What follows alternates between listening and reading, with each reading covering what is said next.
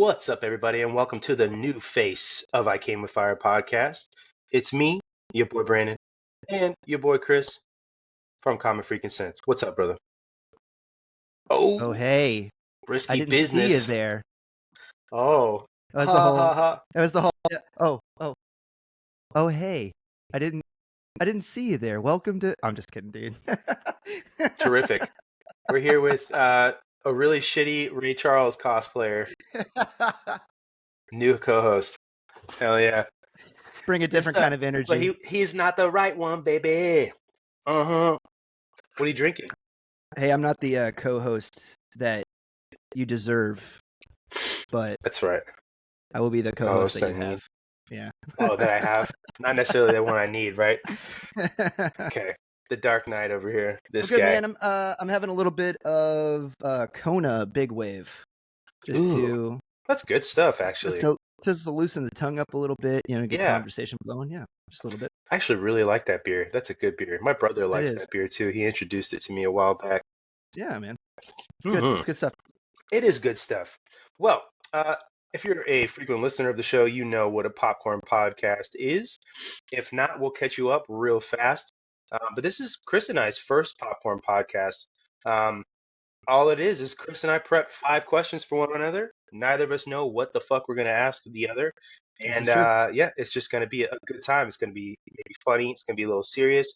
Might be a little homoerotic. We don't know. So it will be homoerotic. It has to be. You can't get 2 military members in the same room or chat room for that matter without some sort of homoeroticism. So and you don't even need to be in the Navy, otherwise it is just homo. So there it is. Yeah. 100%. Yeah, we can both do that. We can both make fun of the Navy. It's okay. It's true. When all else fails, it's kind of like making fun of the Amish. You know, it's just punching down. You know, it is. Yeah, and the best thing about making fun of the Amish is they'll never know. You know, right? Or also they can't prove that you did it. Like, what are they going to do? Like, Jedediah, get the scribe in here, and he like writes it down really quick. You're like, what? Exactly. Yeah, this is what happened. This is why Ezekiel got fucking excommunicated. Okay, guys, that's why he's gone. He's at the devil's playground, probably fucking dead somewhere, watching podcasts. I heard he was reading The Hardy Boys by candlelight the other night. Like, fucking terrible, dude. Yeah, he's got a crush on Nancy Drew. Whoa. Yep. Sad face. She wears actual colors, dude. Gotta be careful. She does, yeah. I know, right? Can't blink cloths. You know what I mean? Can't do that. One way trip to hell, dude. Exactly. When you're on your period, you better just get the fuck out of town. That's not allowed either. Okay. If you've read the Dead Sea Scrolls, you know that the Essenes had a rule that said that, right? We get too biblical on you, right? But that's what it's in there. Take your unclean ass out of here, Sharon. This is true stuff, man. It is true. Right. We are off to the races with that. Yeah. Like straight. Yeah. First dig of the Spurs. Let's go. Right. All right. All right, man. Well, as the new guy, I'll let you go first. All right, ladies first. I got it. All right. So this is a thing that I always like to ask people. I have somewhat of a homegrown theory that you are either, as an American, a beach person or a mountain person. Mm-hmm. And so I would like to know, which are you? Are you a beach person or a mountain person, and why? Yeah, 110% a beach person. Oh, there it is. Yeah, dude, not to get too fucking Kenny G and candlelight, but there's just something about being on the beach. Yeah. Yep. No, but there's just something about being on the beach that's just like medicine for my soul, not to be too retarded, but I love being at the beach. I love the smell of the water. I love the waves, all that shit. And it could be that I'm a Florida boy at heart, but mountains have always just made me feel super constricted or like trapped, because like you look up, you're in that, like, because I lived in Montana for a while, right? But you're in a mountain town. You look up and you got mountains all over the place. It would just feel like, to me, almost just feel like I'm in a fucking cage. And they're beautiful, and I like camping and I like being in the mountains, but not for too long. I start getting like the itch to get the fuck out of there, kind of like I'm trapped. And the ocean just like looks like it goes on forever. So there's like that open, unrestricted feeling of just like, I don't know, endlessness, I guess. So I love the beach. I could see that. I am completely the opposite for Yeah, almost all of I the exact figured. same reasons. Like Mm-hmm. I lived in Florida for a while. I lived in Destin for a Mm-hmm. little bit. You know, Yeah, it's like know super exactly where that's at. Springtown. Yeah, Mm-hmm. Springtown, USA. Yep. Yep. Spring Break, USA, right? Yeah. Yeah. And I spent some time out on the beach. I enjoyed it for what it was. Passed out on the beach one time, woke up like Oh man, your white sunburnt ass was for a week. burnt. Yep. Oh, my crispy Probably looked like white your hat. Irish Scottish. Yes, dude, for Yeah. a week it was Oh bad. man, And sun poisoning. I was in military school at the time, so Even better. I actually got the infamous counseling for mishandling of government property while I was out over the weekend, Dude, I which saw is someone super get that funny. butt for frostbite. Yeah. For real. Dare you get Exact cold? opposite. Right. Exactly, Well, dude. Well, we yeah, issued but you gloves, you fucking idiot. Yeah. yeah, well, so but anyway, I just got bored with it. Mm-hmm. You listen to the tide on the sand, and you got the breeze in your face, and it was really cool for like Mm-hmm. 3 months, Mm. and then I was like, this is just boring to me. Yeah. And I know that some people like it for the consistency of it. You know, they Mm-hmm. love being able to have the sun and the waves every day. Yeah. I love the mountains because I feel like when you're out there, like it's big sky country, it goes on Mm-hmm. forever, Mm-hmm. and the the mountain man like ethos like calls to me, you know, Mm. that like I Mm. must go out and fell a tree today to get Sure. firewood. I just love it, man. Like so, Just your inner I Grizzly Adams. yeah, I got to, dude. I got to, and like you've Yeah. seen me with a mustache and a beard. Like one of Mm-hmm. these days, with that DD-214 comes in, like you're never gonna Yeah. see this baby face ever again. I'm gonna go through a Jesus phase. I guarantee it. It's gonna be Hell hair to yeah. my shoulders and just yeah. But Mm-hmm. yeah, I'm a mountain guy. I'm a mountain guy, Dude, like through and through. the same reason you just said that like the beach gets boring.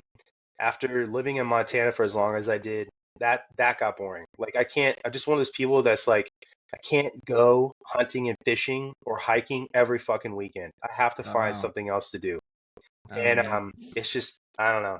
We got too much because there's nothing to fucking do in Montana except that. And for some people, that's a paradise. You that know, is a paradise for it me. is. That It is. sounds Yeah. like You know, yeah. and I don't and know, maybe if I live somewhere, I don't know. You can go fishing every day on the ocean if you wanted to. Can't really dude. go hike. Have you ever been to a place called Sequim, Washington? Squim. Mm-mm. Actually, I've Sequim. never. I literally have only ever flown through Seattle Airport. So. Okay, so it's up north. So if you go north of Seattle for about an hour, you'll hit a place called Bremerton. If you keep going north like another hour or so, you're going to come to a place called Sequim, and it's nestled right in between the mountain range that's up there and the Pacific Northwest, like the Pacific coast. And it honestly is. I told my wife back in like 2014, the first time that we visited, there's a really famous lighthouse out there that's at the end of this like 5 mile long sand spit that you can Mm, walk out and go see. It's one of the oldest still operating lighthouses in the United States out here on the nice. West Coast. Yeah.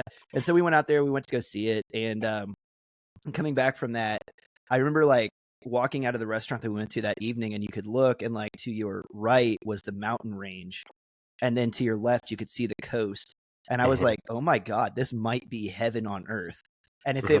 if it wasn't for Washington's liberal, crappy politics, Hmm. that might be the place, dude, for me and my heart, because it was just like if you want to go clamming, you want to go, Yeah. fishing, like deep sea fishing, go hit up the surf, like do all the beach stuff that you want to do. Now they're the rocky Pacific Northwest beaches, right? So don't think San Diego, California, anything like that. For Yeah. anybody No, that's never so been up same. here, Or like it's Destin. you get north of like Oregon, and the beaches like completely totally changed, jellyfish forests and harbor Hmm. seals and like the whole bit. But if you like the beach and you like the mountains, like it was the one place that I've ever been that you have both within like a 45-minute drive that you could just sit in the middle. It was pretty cool. Yeah, dude. There's places in California like that too. And for the same exact reason, I would not stay here because of that. So it Yeah. just sucks because you really can. You can go from the mountains down to the ocean, or if you want to go, I mean, depending on the time of the year, you could even go skiing and then go to the fucking beach in the same day. So Yeah. it's Well, just, it does. isn't it funny how like the most beautiful places that the United States have are just it's like this place is awesome. And then a bunch of liberal retards like move in and then they just ruin it. And you're Yeah. like But dude, it's, I would still rather live in like the armpit of America, like down in the swamps of Mississippi where it's free and I can carry my gun though, than I would right. want to live around like libtards. I really would. Yeah. I Yeah. would give that up. Yeah. There's a lot of mosquitoes in Mississippi. Well, There are, they don't especially bite near the me. swamp. My blood ain't sweet. So Oh, for real? Are you one of those weirdos? Dude, there are people I've seen that where like they're just in the middle of a group of people and the mosquitoes want have nothing to do with them. dude, so no joke. I just got back from a trip to Thailand a few months ago. I told you about Mm-hmm. this. While I Yeah. was over there, my wife had me on this greens powder while I was over there that we got. Mm. Not like they don't sponsor us or anything. I wish they would. Hey, Brickhouse Nutrition, love your product, Shout but out. just saying, shout out. But Tag. my wife had me on this stuff, and I was over there, and the dudes were telling me like every night they're just like, dude, I'm getting eaten alive. Like, do you have some permethrin? Do you have like some bug spray or whatever? Hey, doc, Mm-hmm. help me, kind of stuff. And I was like, dude, I never got one single mosquito bite in a That's month in crazy. Thailand. Not one. And I was talking with one of the Thai dudes about it, and they were like, "Hey, you got to keep," they were telling me it's like, "Hey, if you don't want mosquito bites, like eat this." And I'm like, "Well, the mosquitoes haven't been touching me." And like one of the dudes was like, well, what's in that stuff that you're drinking every day?" Because I took like 2 scoops of it a day. And Mm-hmm. so I flipped it over and I showed him, and it had like cilantro in it, and it Ah. had there was it had lemongrass, Yeah. ground up lemongrass in it, which they cook with a lot of lemongrass in Yeah. Thailand. Come to find out. And I started doing some research into it, and it turns out that lemongrass and cilantro, which are both super, super heavy in the Thai diet, it's like in every dish. Like if Hmm. you eat that, they are natural mosquito repellents, and so then like Interesting. you sweat them out, and like the bugs don't like you. So yeah, like no joke, I spent a month in Thailand, not one single mosquito bite. True That's story. dope, man. And I My, drank that my, stuff every day. Yeah, huh. Well, sample sponsor size us. of one, but Yeah. Yeah. just saying. Yeah. Come on, help us out, Brickhouse. Right? Mm-hmm. Dude, my grandfather was a dairy farmer, and he used to eat several handfuls of garlic cloves every morning before going out. And the flies that would fuck with the cows and bite them, they wouldn't mess with him because he Yep. had sweating out that garlic smell. So, I mean, it's a thing for sure. It is a thing. Yeah. Yeah. Well, before we get too heavy in the questions, I wanted to bring up that we are going to kind of take the show in a little bit of a different direction. We could kind of talk about it a little bit. Yeah. Um, but I think just really it's not going to like change up like too much to where if you're an OG listener, maybe you're going to lose interest or anything like that. But Hopefully um, the opposite. yeah, for sure. And if you listen to the last episode that Zach and I did, I kind of hinted at this as well that, um, beforehand we were a big like listen, sort of engage show, basically, right? But people come on, listen to what they have to say because we want, you guys to essentially make your own determinations about stuff. But it's just going to get a little bit more direct questions, a little more interview style kind of thing. And we want to do more of that. Be assertive when we need to be, listen when we need to be, that kind of thing, and get more into like the weeds and the why with certain people when we have them on. So but that's kind of one of the biggest changes, turning into more of like an interview style. And then definitely, Chris and I definitely have more of a mission to try to change to some hearts and minds. Not to use a dorky phrase like hearts and minds, but Yeah, because we all know how that worked out during the yeah, G1. you call us the online counterinsurgency. Not really, but I mean that's not a bad We idea. we are the chairman and the joint chief of the proletariat. Let's just That's be true. honest. Yes. Yeah, I actually got my Sperry's coming in the mail now, so we'll be good to go. You can't see them, but they'll be on. But I'm just here to wear Sperry's and kill Terry's, bro. Like that's dude, all I want to do. did you just coin that? We're gonna have to put that out there. That's gonna be on a No, T-shirt. Wearing actually, Sperry's and killing actually, Terry's. actually, I wish I could. Shout out to a good buddy of mine that I graduated the Q course with. He told me Mm. that when we were going through the Q course together, and I've just never forgotten it. So Well, it I deserves its wish own T-shirt. That's for it sure. does though. Yeah, Yeah, yeah. But no, we're gonna head more of that direction, and head in that direction. We really feel like there's a shift in the culture here in our country, and we want to be a part of pushing it back the other way. And when I say absolutely. that, I don't mean left or right. We mean getting back to center, where people can have conversations, and people can have a political conversation or an ideological conversation without it turning into some sort of stupidity, I guess I should say. So Yeah, that's what we want, is people to have conversations in an arena of ideas, because that is what free speech should be about. And there's Amen. no such thing as hate speech, because hate speech is free speech. I don't care what you say. Yes. If you want to have stupid opinions, then just like the truth and a lie, if it's a lie, then let it be killed by the truth. If it's a Yeah. stupid, Amen. Yep. hateful statement, then let the good people decide that it's a stupid, hateful statement. Yep. But yeah, anyway, bunch of things. That's what censorship is born out of, is that when two ideas don't meet equally, right, in the arena, and one group of people, always the group that push for censorship, feel like their ideas are consistently beaten down, right, because they're terrible, crappy ideas, then what does that group usually do? Well, then you must not be allowed to speak, because why? Because your ideas are better than my ideas? You know what? Right. Screw your inconsistencies, and screw your little girly mentality, and like screw your pussy mentality, and climb in the arena and fight with me on the battlefield of ideas, and let the best man win. Like, that's how I feel about it. But yes, also to your point, we need to come back to having a fair arena of the ideas, and that's what we've lost out on, is a fair arena. Yeah.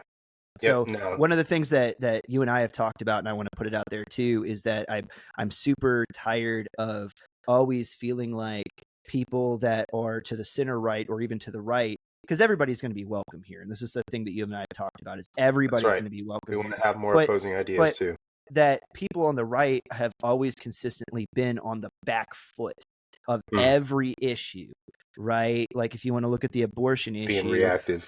Right, they're always reactive. So on the abortion issue, right, like you have the left got to coin the terms pro-choice, right? Like, if the right would have been in front of that issue, they would have said, it would have been like, oh, are you pro-life or are you pro-baby murder, right? That would have been how, right? But the left got to set the agenda, so it was pro-choice. So that sounds like a good thing, right? Fast forwarding like way to the modern era, you have this student debt forgiveness issue that everybody's talking about, and it's like, no, that's not student debt forgiveness. And the right is starting to get better.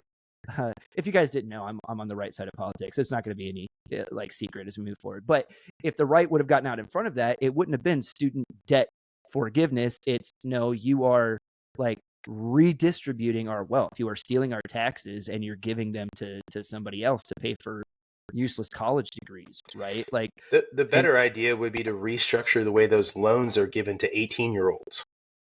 No, what 100%. What I was trying to get at is like having that fair arena of ideas again gives us that ability to climb into the arena and fight from two sides of an issue, but clearly understand what both sides of the issue are, and not be constantly chasing the accepted vernacular, because he who sets the terms of the argument controls the argument. Right. And that's where this political correctness thing began back in the 90s. And we've been chasing it ever since, because we haven't been speaking the same language. We're all speaking English. But if you guys didn't know, we're not speaking the same language, and we haven't been forever. So. Yeah, no, not at all. And I mean, I will say this too. I agree with you that I don't think that anybody should have student loan debt forgiveness, because it's money, right? And in our system, money has to come from somewhere. So yeah, it's not student loan forgiveness. It's paying off your debt with somebody else's money. Right. So, well, all debts are paid either by the lender, right, or by the debtor. Like, but they are paid. Yeah, like, exactly. Yes, there's no such thing as forgiveness. It doesn't just magically go somewhere else. But yeah. To your point, having real conversations with people, and is important. We would like to have some people come on. So if you're listening to this and you're on the other side of an issue that we discuss, please hit us up. We would love to come on and have a conversation from like that, opposing ideas, point counterpoint, like that old fucking TV show, and sit there and have a conversation. And so that's going to be more of our angle, and doing interviews like that. And Chris and I are going to probably put out some things that we are going to use going forward, maybe like a mission statement kind of thing, and some other things. And so just be bear with us as we evolve and grow. And appreciate you guys listening. Yada yada yada, all that good stuff. Can do I this feel like I juice need. I stuff. feel like I need to do this too because we haven't done it yet. Because I just kind of like I was a guest on here, then I've hopped on a couple times, and like. But hey, guys, my name is Chris. I'm an active duty Green Beret medic, still in the military, coming to the end of my career. I've served for almost 14 years. A little over half of that has been in special operations. That is my background, like where I come from. Before that, I was actually a youth pastor in the Wesleyan Church.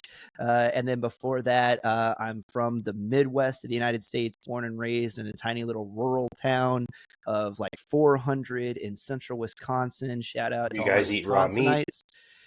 Yeah, you sent me that today, and I didn't realize that you didn't know what that was. You were like Bro, blown away. that's because normal people cook their food. This is true. This is true. And I told you, like, that's the thing that like my wife's grandparents did. Like that goes back to like the 1800s when they used to do that. Yeah, it's not really like a modern thing, but some bed and breakfasts in like little places in Wisconsin, like we have what's called like supper clubs over there. Okay, Yeah, so yeah. like yeah, a Montana lot has of supper people that clubs. oh, okay, a lot of people that aren't familiar with the Midwest like don't know, right? But like we have places over there, and because they get their beef butchered like fresh and delivered by local co-ops every day, they can still run dishes like that. It's kind of rare to find. And when I was a kid in Wisconsin, like our local supper club wouldn't do it, but it's starting to come back with the advent, or I guess the resurgence of like local co-ops and shopping locally. They've started kind of doing it again, which is cracking me up. Yeah. Dude, if for anybody who's confused with what the fuck we're talking about, I sent Chris a video of somebody eating a raw meat and onion sandwich earlier today. I could not believe that that was actually part of somebody's cuisine. But No, anyway, yeah. no, Apparently it's a Wisconsin thing, supposedly. they That do it was, there. Well, it's a Midwest thing. yeah, But yeah, perfect. But yeah, that's it, you know. also, But thanks. we drink bloodies on Sunday and watch the Packers. Yeah, Like, you do. Cheeseheads. damn straight, dude. Hell yeah, man.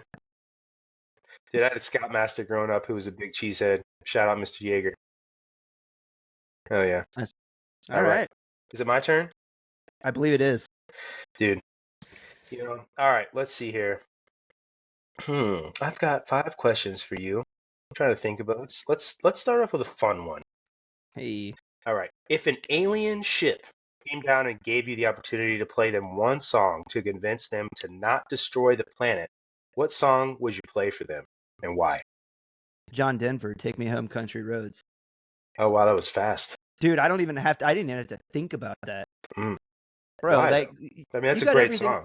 You got everything in that song, man. Like, so John Denver, right? Like, kind of comes out of he's like early '80s, like mid '80s, like country. When country started trying to like go like a different direction, and then you have this dude coming in from like Colorado, right? Coming from the mountains, like reinfusing country music with like its Americana roots. It was like the first time that country really started trying to like deviate. So let me back up a little bit because I'm a guitar player by trade. Like I said, All right, back it up.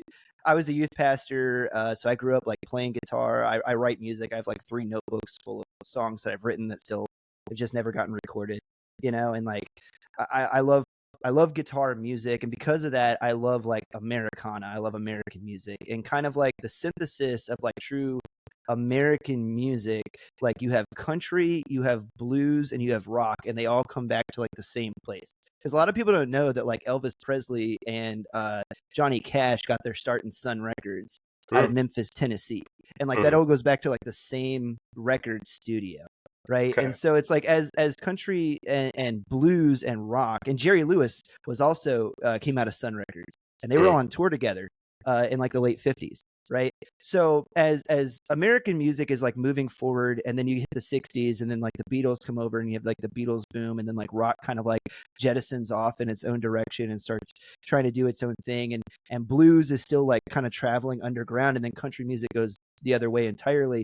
Country music also hits a point in like the 60s, 70s where it starts getting like overproduced in Nashville, right? And then starts becoming, you know, like it becomes owned by the labels, and like owned by the record companies, and they bring in like all these like mass producers and musicians to Nashville, and they just start like overproducing all of this stuff. And it starts sounding like every song sounds exactly the same. And it's because it's the same musicians, the same music producers, the same writers, and they just keep putting different voices on it, right? And so they called it the Nashville sound at the time. And then like you move into like the 70s and 80s, and then there's kind of this resurgence of like true Americana country music. And it's like the first like American music revival, right?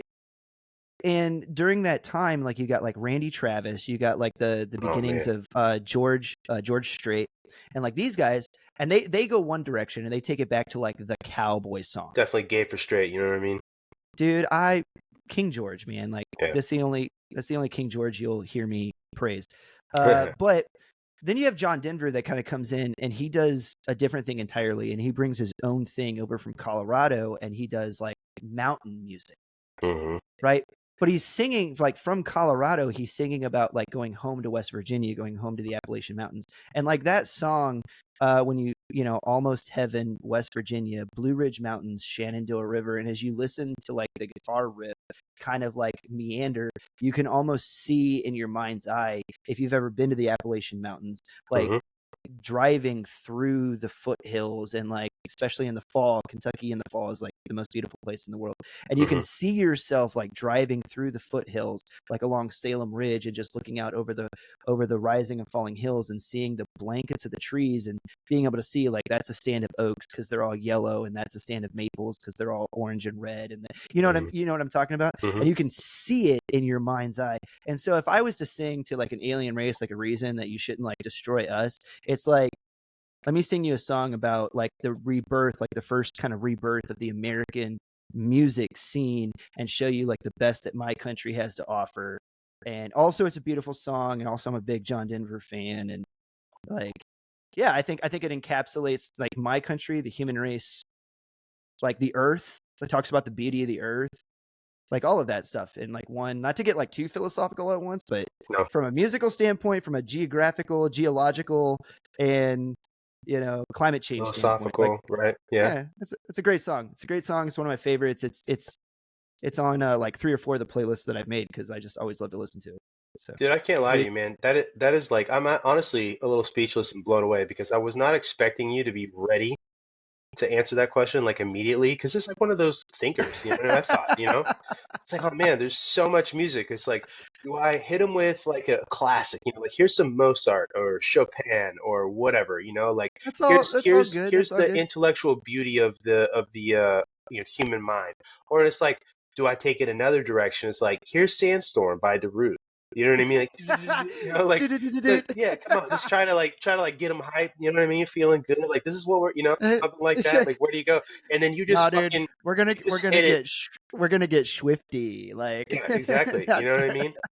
And then here show me you what are, you got, dude. Yeah. And now, you know, too, like John Denver also makes me think of Pauly Shore from Son-in-Law.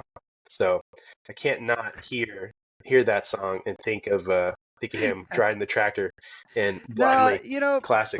But to your point, just to draw like one more solid through, like all American country music is also influenced by like the original great writers, because it all goes back to mountain music, which these guys were playing Irish folk and English music from the countryside, and all of that goes back to the great writers, goes back to Chopin and Bach and Mozart and all those guys too. And though, you know, don't get me off on this rabbit trail because I'll never come back, but I have this whole speech that I like to give about the one thing that when God said, I made man in my own image, like in our image we made him, the thing that man does that makes him close to God is that we create things, and specifically we create things that outlive us, and we can visualize this. Why architects build, it's why writers write,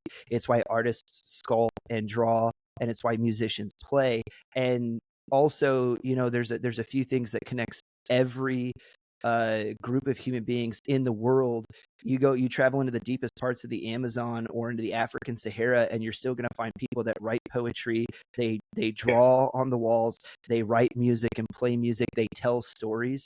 And it's like these things, they weave their way like through all of our cultures and connect us as human beings on this giant rock and remind us that we're not so much different, but we're not so much different because we all come from one source, because let us make man in our own image, and in God's image he made him. Yeah. So Dude, anyway, but and we've as humans have been making, I mean, think of like the Lascaux cave in France, the drawings, the cave drawings of the animals and things like that, straight all up. that's pretty spectacular. It's a human origin story, that's for sure, that's gone on forever, is music, art, and all of that. Yeah. No, we also have a compulsion to call out things that don't last and avoid things that don't last in a lot of different ways, Yeah, So and put to death things that will bring us to ruin. yeah, like exactly. it's our responsibility to excise and cut out things that are bad for us too. Yeah, it's honestly too, like, now you're like, you could spin what you just said as like a lot of the reasons why people are so adamant about their own politics is because you sort of see that as your vision of life going on around you in your country or whatever, and it's, in a way, it's like a soft defense of your lifestyle to argue about politics, and it's kind of It's exactly what you were just saying. it's a personification of the sunk cost fallacy.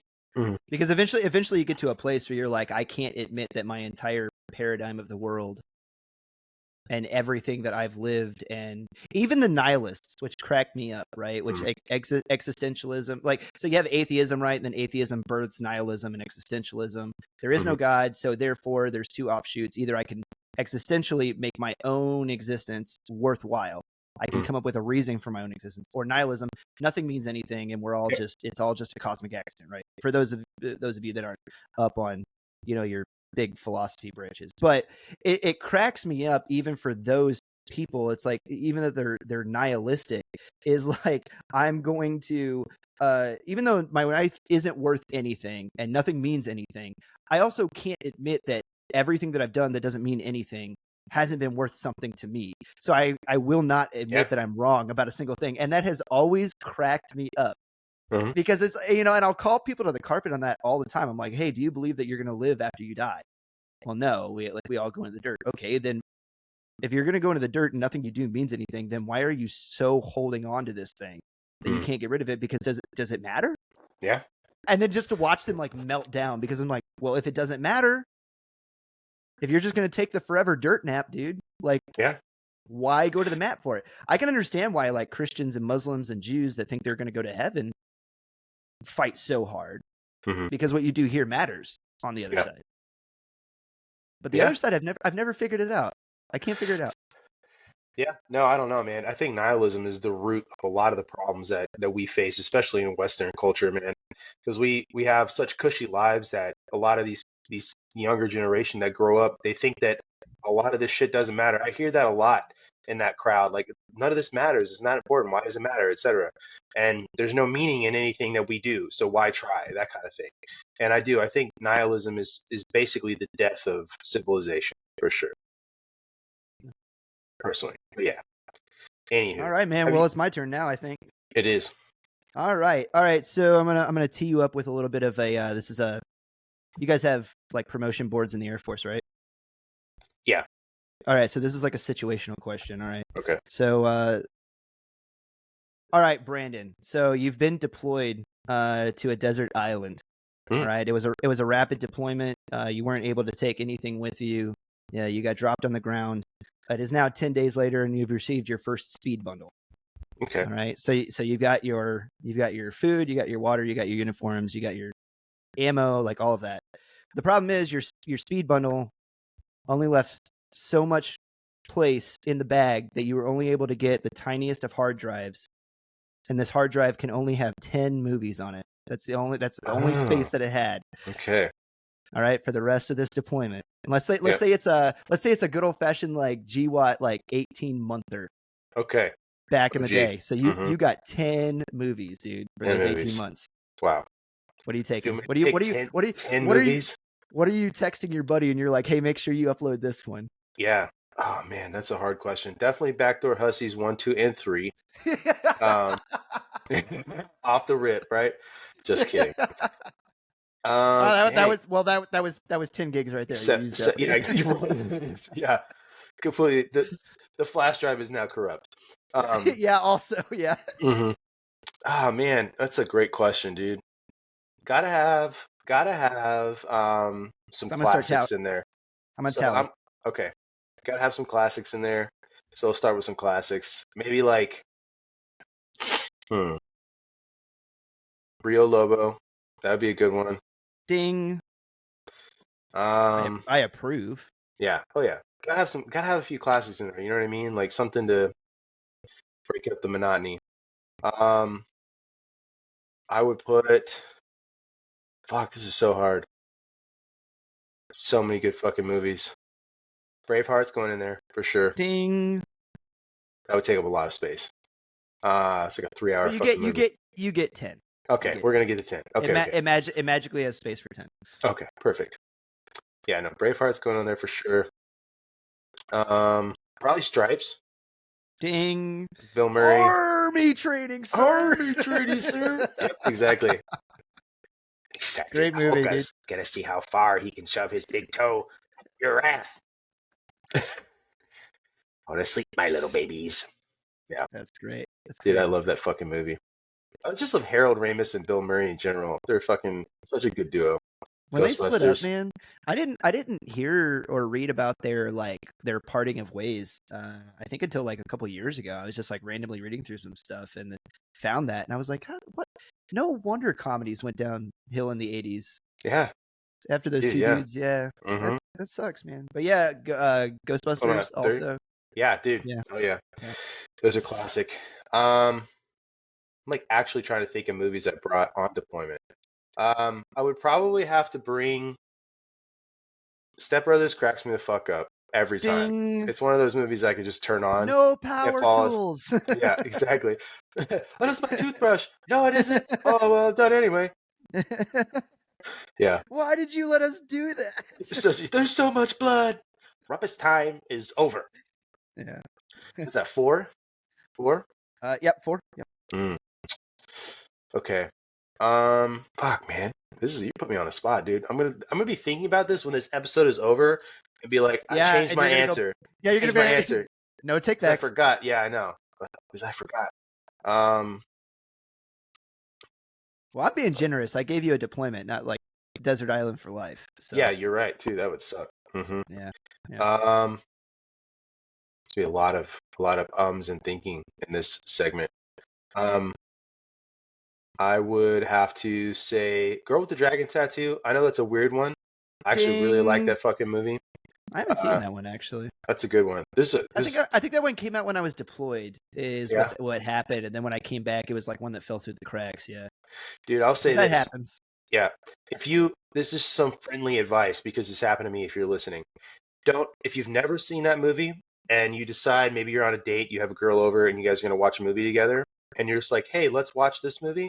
Don't do it because trigger warning for sexual assault. There's a pretty terrible sexual assault scene in that movie, and it's pretty awkward when you're on a date at the theater with somebody that you've known for 2 days. And yeah, so personal story.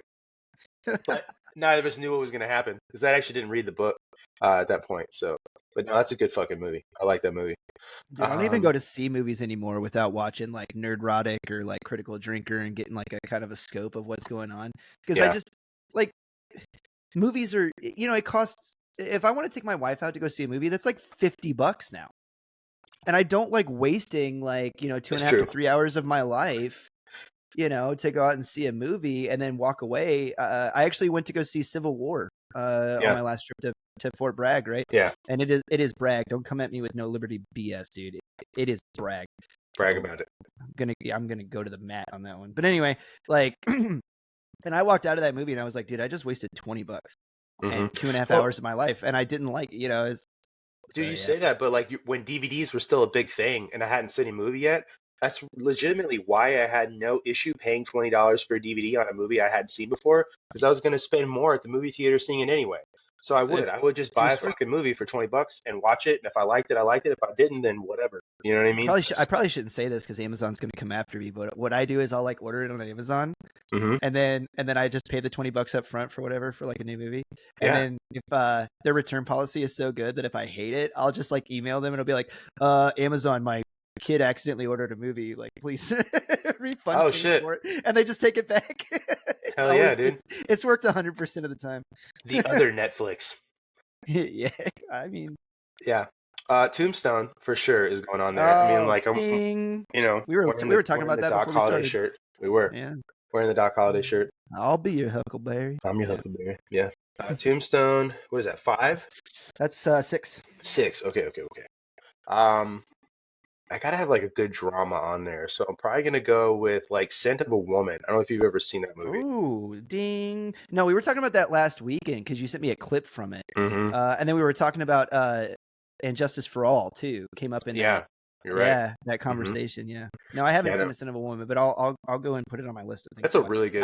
That's a really good movie. Is a good movie. Is a good actor, and he did a lot better movies in the 80s and 90s. Yeah. Oh yeah. Than he did now, especially back when he was like hooked up with Scorsese. Mm-hmm. Like, yeah. Literally, now that we're thinking about it, and like, so I don't fucking drag this out for 20 minutes, I would probably put Godfather 2 on that list. Oh, 2, ding. Mm-hmm. Well, I mean, like, so now you're at 8. I could put all 3. You know what I mean? But like, that would take up a lot. Yeah, but then it would be ding, ding, ding. You'd be done. Yeah. All right. What am I on? 7? 8. 8. Okay. So 2 more. Gladiator. That's a good one. Ding. Oh, that is a fantastic film. You get a lot of people, sit there and watch it with you. Are you not entertained? Mm-hmm. It's a great movie, dude. Actually, one of my favorite lines from that movie is when Quintus is talking to Maximus and he says, people should know when they're conquered. And he said, would you, Quintus? Would I? I love that line. But yeah, no, Gladiator. And then the last one, man,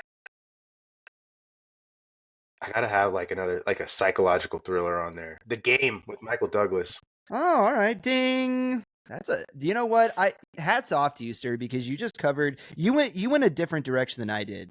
Oh yeah. But then again, so I think it would seem based on the last 2 questions that I'm more of a music connoisseur and you're more of a movie connoisseur. I can see that right now. So maybe we need to round out each other's abilities here, because I wouldn't have thought about it like that.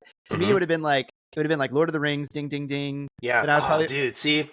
Yeah, right. And then I probably would have been like Harry Potter 5. That'd have been a good one too.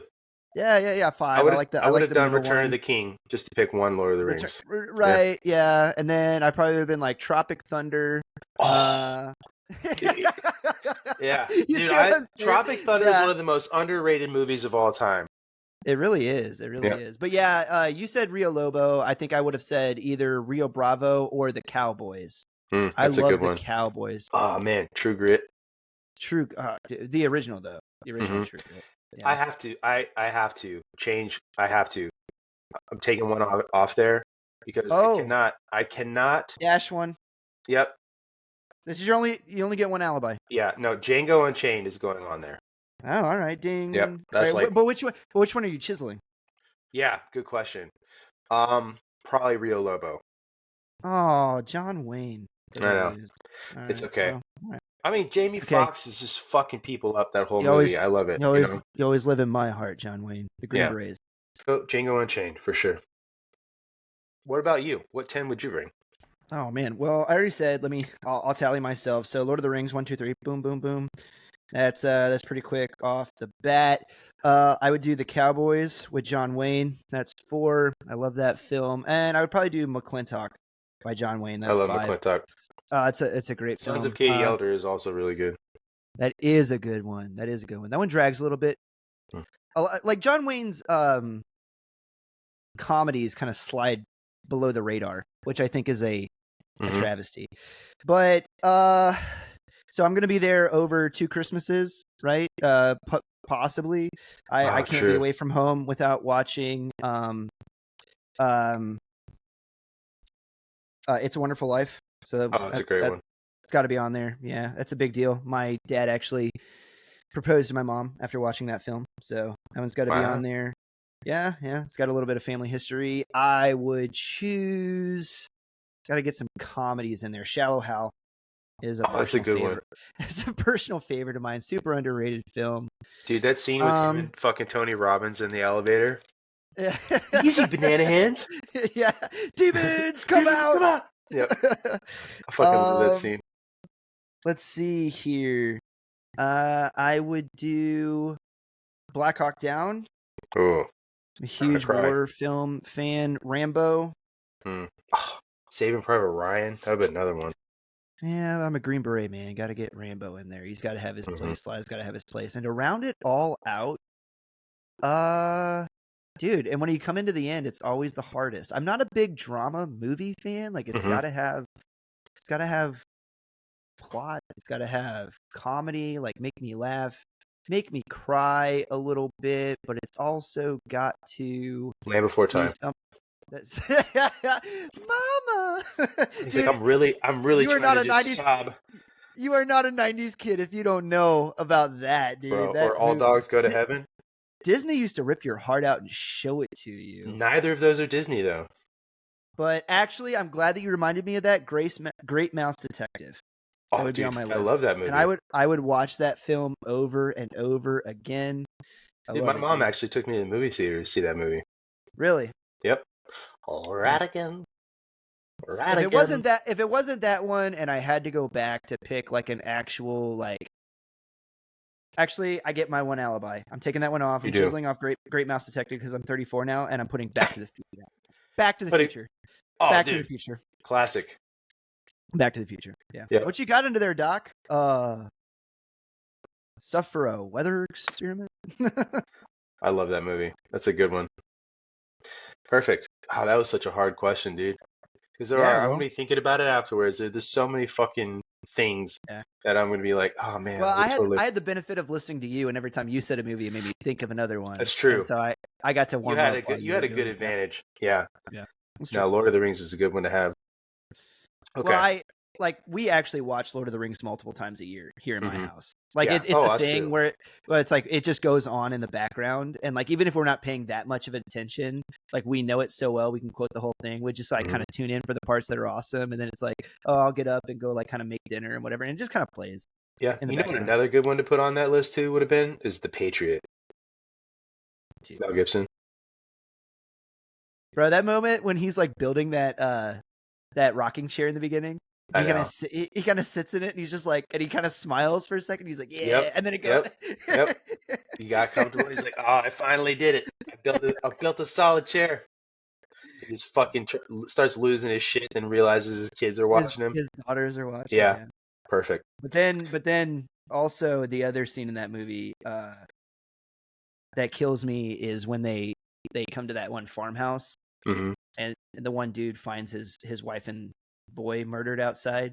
Oh yeah. And he just turns around and looks at the entire platoon of dudes. Yeah. And pulls his pistol out. But there's that moment though when he's looking at all of them where it's like, and the actor did such an amazing job because it's fear of dying that is overcome with the anguish that he can't stand, that morphs into regret because I'm leaving my dudes behind, but then morphs into like pity for himself because he's like, I can't take this any longer. And then like the last look on his face, like if you kind of like ride the microaggressions, if you like put it, you can do this. You can actually put the movie on like slow-mo and just kind of blick through it like scene by scene, and you can watch the microaggressions on his face. And then like the last microaggression on his face is just like, it goes to like straight just anguish, right? Like just sadness. Yeah. And then resolve. And then he's just like, I'm out, dude. And he just punches the ticket. And like that scene, every time I watch it, it's just like, you just go silent. And it's like, then the way that the dudes react to it, because they all just stand there and nobody does a thing. And they're just especially the minister. Yeah. And he doesn't, nobody tried, and it's like, it was a different time. And I say that like, oh, okay, yeah, we're talking about it, history, so context is everything. I got it. And it's like, well, but yeah, context is everything, because it's like these people toiled and sweat every day just to get the plants in the ground, to get them watered. Like, they lived or died by the things that they did. The only thing that they actually truly had was their children. Yeah. That was the only thing that they had, because if the farm doesn't go, and most of the kids, like, the mortality rate of children reaching the age of 8 was like 30% at the time. Yeah, his entire So posterity was gone. and so he had nothing. What was he going to do? Find another wife, have another farm? Like, the land means nothing. I have nobody to give it to. Yeah. Everything I had just disappeared. Dude, And didn't even know if you were now going to come out of the other side of that war a winner. it's all gone. Mhm. Like, everything is gone. The most valuable thing that he had in the world, like the only thing that he had that he cared about, Dude, was gone. Yeah. the part of that scene that really kills me is when he finds his kid, and his kid has the little wooden pistol that he made for him. Like, I Right. always like thought this, like, he got it out because he was going to try and defend his mom. His mom. Yeah. Yeah. Just like Dad did. Yep. Exactly. Yeah, just like Dad did. Yeah. Yeah. No, that's such a rough scene. No, another scene. May we all be worthy of such boys, For sure. Another scene in a movie that really gets me to like that is from Saving Private Ryan at the end, when fucking Fish and that German dude are wrestling around, and what's his fucking nuts? Upham can't get the fucking ammo up the fucking stairs, and Fish gets stabbed. He collapses in the stairwell because he hears them. Well, that's what I mean. He just is too much of a fucking pussy to carry the ammo up the stairs, and and then Fish gets stabbed with the fucking Hitler Youth knife that he tries to fucking pull he's out. been carrying. Mm-hmm. Yeah, I hate that fucking scene, man. That's one of those. My scene in that movie is when there's two. There's because I'm a medic, right, guys? Mm-hmm. There's the scene where Doc's trying to like tell them how to treat him. That one always Giovanni gets me. Ribisi is plays such a good character in that movie. That scene where he's recounting how his mom used to come home from work and he would pretend to be asleep. Like, that scene, I've actually just like sought that scene out on YouTube just to watch him give that monologue, because it's so fucking real, man. Like, just you could see the regret and just like knowing you're stuck there, like where they are, and it's just such a good scene. Yeah. Hopelessness. Mm-hmm. Yeah, and then what's his last words? What's his last words to that scene? You know what I mean? Sorry. Boy, mama. And then he says mama. Yeah, he apologizes to the dudes, and then mama. Yeah, that kills me. So that's the one. And then the other one that kind of juxtaposes that on the other side is the dude that goes down fighting no matter what. When you see Tom Hanks, Tom Hanks laid up against that tank with his M1911 out, and he's just like, I'm gonna go down firing, and he's just this shooting gun is it. Gonna be empty.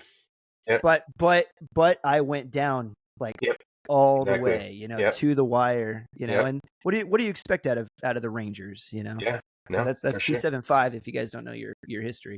So, well, I mean, it's fictionalized history, but that unit. Yeah, they no, were absolutely. They were there. Yeah, exactly. No, it's like I had the opportunity when I was in Germany to go and see some of these sites, Pont du Hoc, and I got to go see Bastogne, and I've been to Normandy, and it's absolutely fucking incredible when you go and see these places, and it's extremely humbling, especially Normandy, seeing how big the beachhead is, and then just it's unfathomable unless you've actually been there to see all of the crosses and the Stars of David and all of the headstones there that are actually at the cemetery. Because I've been to a few.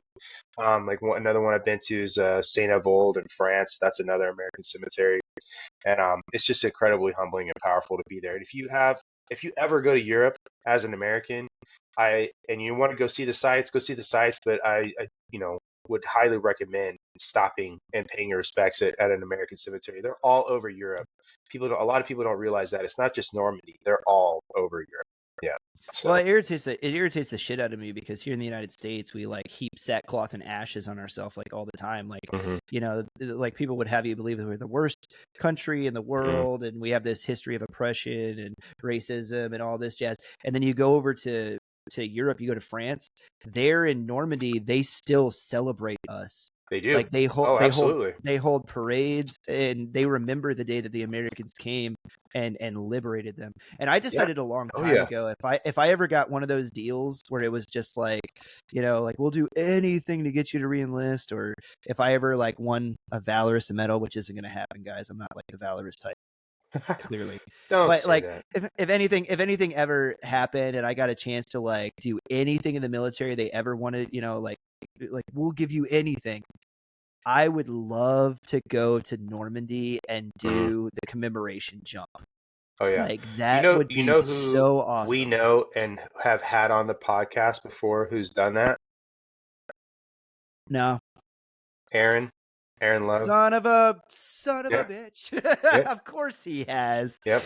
He did. Of Jumped course he in. has. Yep. The Air Force wasn't even there, Aaron. Get out of the way, dude. Listen, we weren't a thing yet. Can't blame us, okay? Yeah, that's true. We We were taught them born how to of the fly. Army. Now they crash and burn and die. There are no airborne rangers in the Air Force. You're right. They're not. There's no PJs in the Army either. This is true. Yeah. But now, you know what though, man? I'll say this: the past couple of years, I've started to lose a little of my hope in the younger generation. But if anything has shown me that there still is good fucking people out there, it's the boat shoe proletariat that from the Heck UNC yeah, dude. fraternity, bro. First off, I want to say this, man. I would have never thought as a freshman in high school watching 9/11 that eventually there would be freshmen in high school and college students who would be pro-terrorism in our country. Not to the degree that we saw over the past couple of weeks floating around NYU, Columbia. And I just want to say, like, go figure, some of these campuses that tried to do this shit south of the Mason-Dixon line, and they wound up finding out that those people down there don't fucking play when you want to try and be pro-terrorist and spit on the American flag.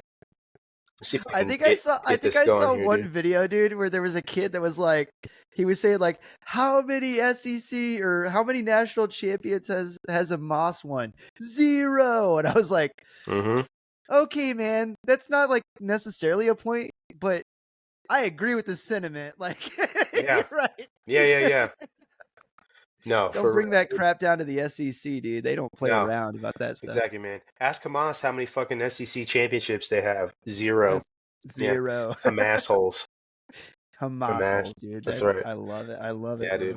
But no, that But was yeah, extremely, it extremely is inspiring. we are the age of the libtard is over. I hope so. The dawn of white boy summer White is Boy here. Summer. Yeah. And at the end of white boy summer, we will see the glorious rising of the proletariat. I truly believe so. Yeah. I sure I hope think we so, need to man. push this movement forward, man. Yeah. No, it was definitely nice to see some kids get out there and fucking put some foots in asses and stop some of these people from tearing down the flag. I mean, it might be a mite far. I saw all the memes like rocketing around the internet, equating these dudes down at UNC to the 6 Marines that raised the flag over Mount Suribachi at the Battle of Iwo Jima. Oh yeah, I mean, that's definitely too much. I laughed, I chuckled, but Mm-hmm. I'm like, not directly comparable. However, when's the last time that you saw any person in college ever that had the balls to go and stand up for anything that was the Stars and Stripes? Right. So it's like on one hand, I will take what I can get. And I was really proud. I was really proud to see them do that. I was like, it definitely swelled a little, And also, did you see the? I think they were Phi Kappa Phi, if I remember correctly, or whatever their fraternity was, something like that.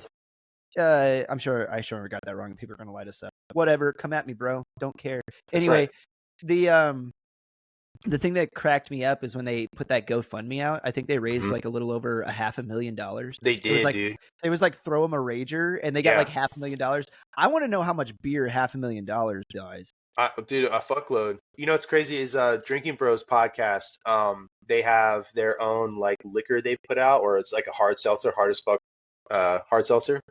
And is that where that? I didn't know that was tied to them. It is. Yep. And Ross Patterson had his mom and dad go and try and deliver like 20 cases or something like that of hard AF to those guys. And so they went to the door, I and saw they're something like, about this. yeah, they're like house whatever chancellor or some shit told them they couldn't take the fucking alcohol.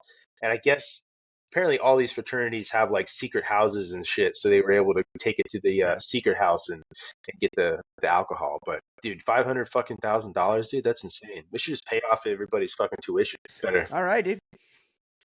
Whose turn is it? Good for them. It's yours. Ah, okay. Ooh, all right. Let's get a little more serious, I guess. Oh, all right, all right. Hmm.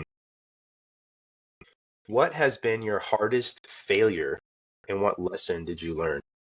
Oh, all right. So I made a try at Ranger School, Mm, back in 2014. Yeah. I didn't make it through. Didn't tab out. I went through. Anybody that knows anything about Ranger School, it's divided up into 3 phases. You got Derby phase, Mountain phase, Florida phase. I went all the way through Mountain phase. Got recycled for my patrols, and then went almost all the way through Mountain phase the second time. So mm, Florida phase is only like 10 days long. mm-hmm, So by the time you get done, anybody that's been there, it's like you keep a little journal. Everybody kind of does it, and you're counting the days down because it's 63 days.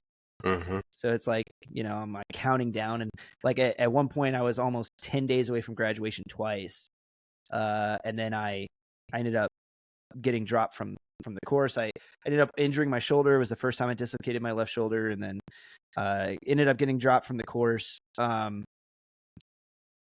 that and other reasons. And then that was really, really hard for me to deal with. I came back. I was an intel analyst at the time in the big army.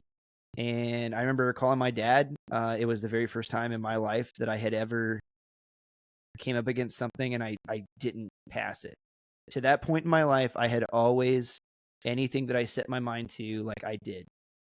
And I did well. And and this time I did not. And I count every success that's happened to me after that because of that one failure. Because I came home, I had to reset, recock. We went to NTC. My unit went to NTC for 3 weeks down there in Death Valley, California. Within just a couple weeks of me getting back, I think the weekend after I got back, I came back at like 136 pounds from Ranger School. damn, teeny. That very next week, yeah, I'm like 186 Mm-hmm, pounds now, right? So if you see pictures of me after Ranger School, guys, I was like sunken yeah. eyes, like Oh, I see a everything. lot of people The look like that. Yeah, the week I got back, I took a PT test. Like Oh I shit. basically just rage ran. Still scored a 300 on my PT test at the time. It was the old PT standards. Mm-hmm, And then basically like refused to go to sick call, refused to get looked at, which I'm still dealing with the issues from it to this day. Which is funny because I was just mad. I was just a mad young man, yeah.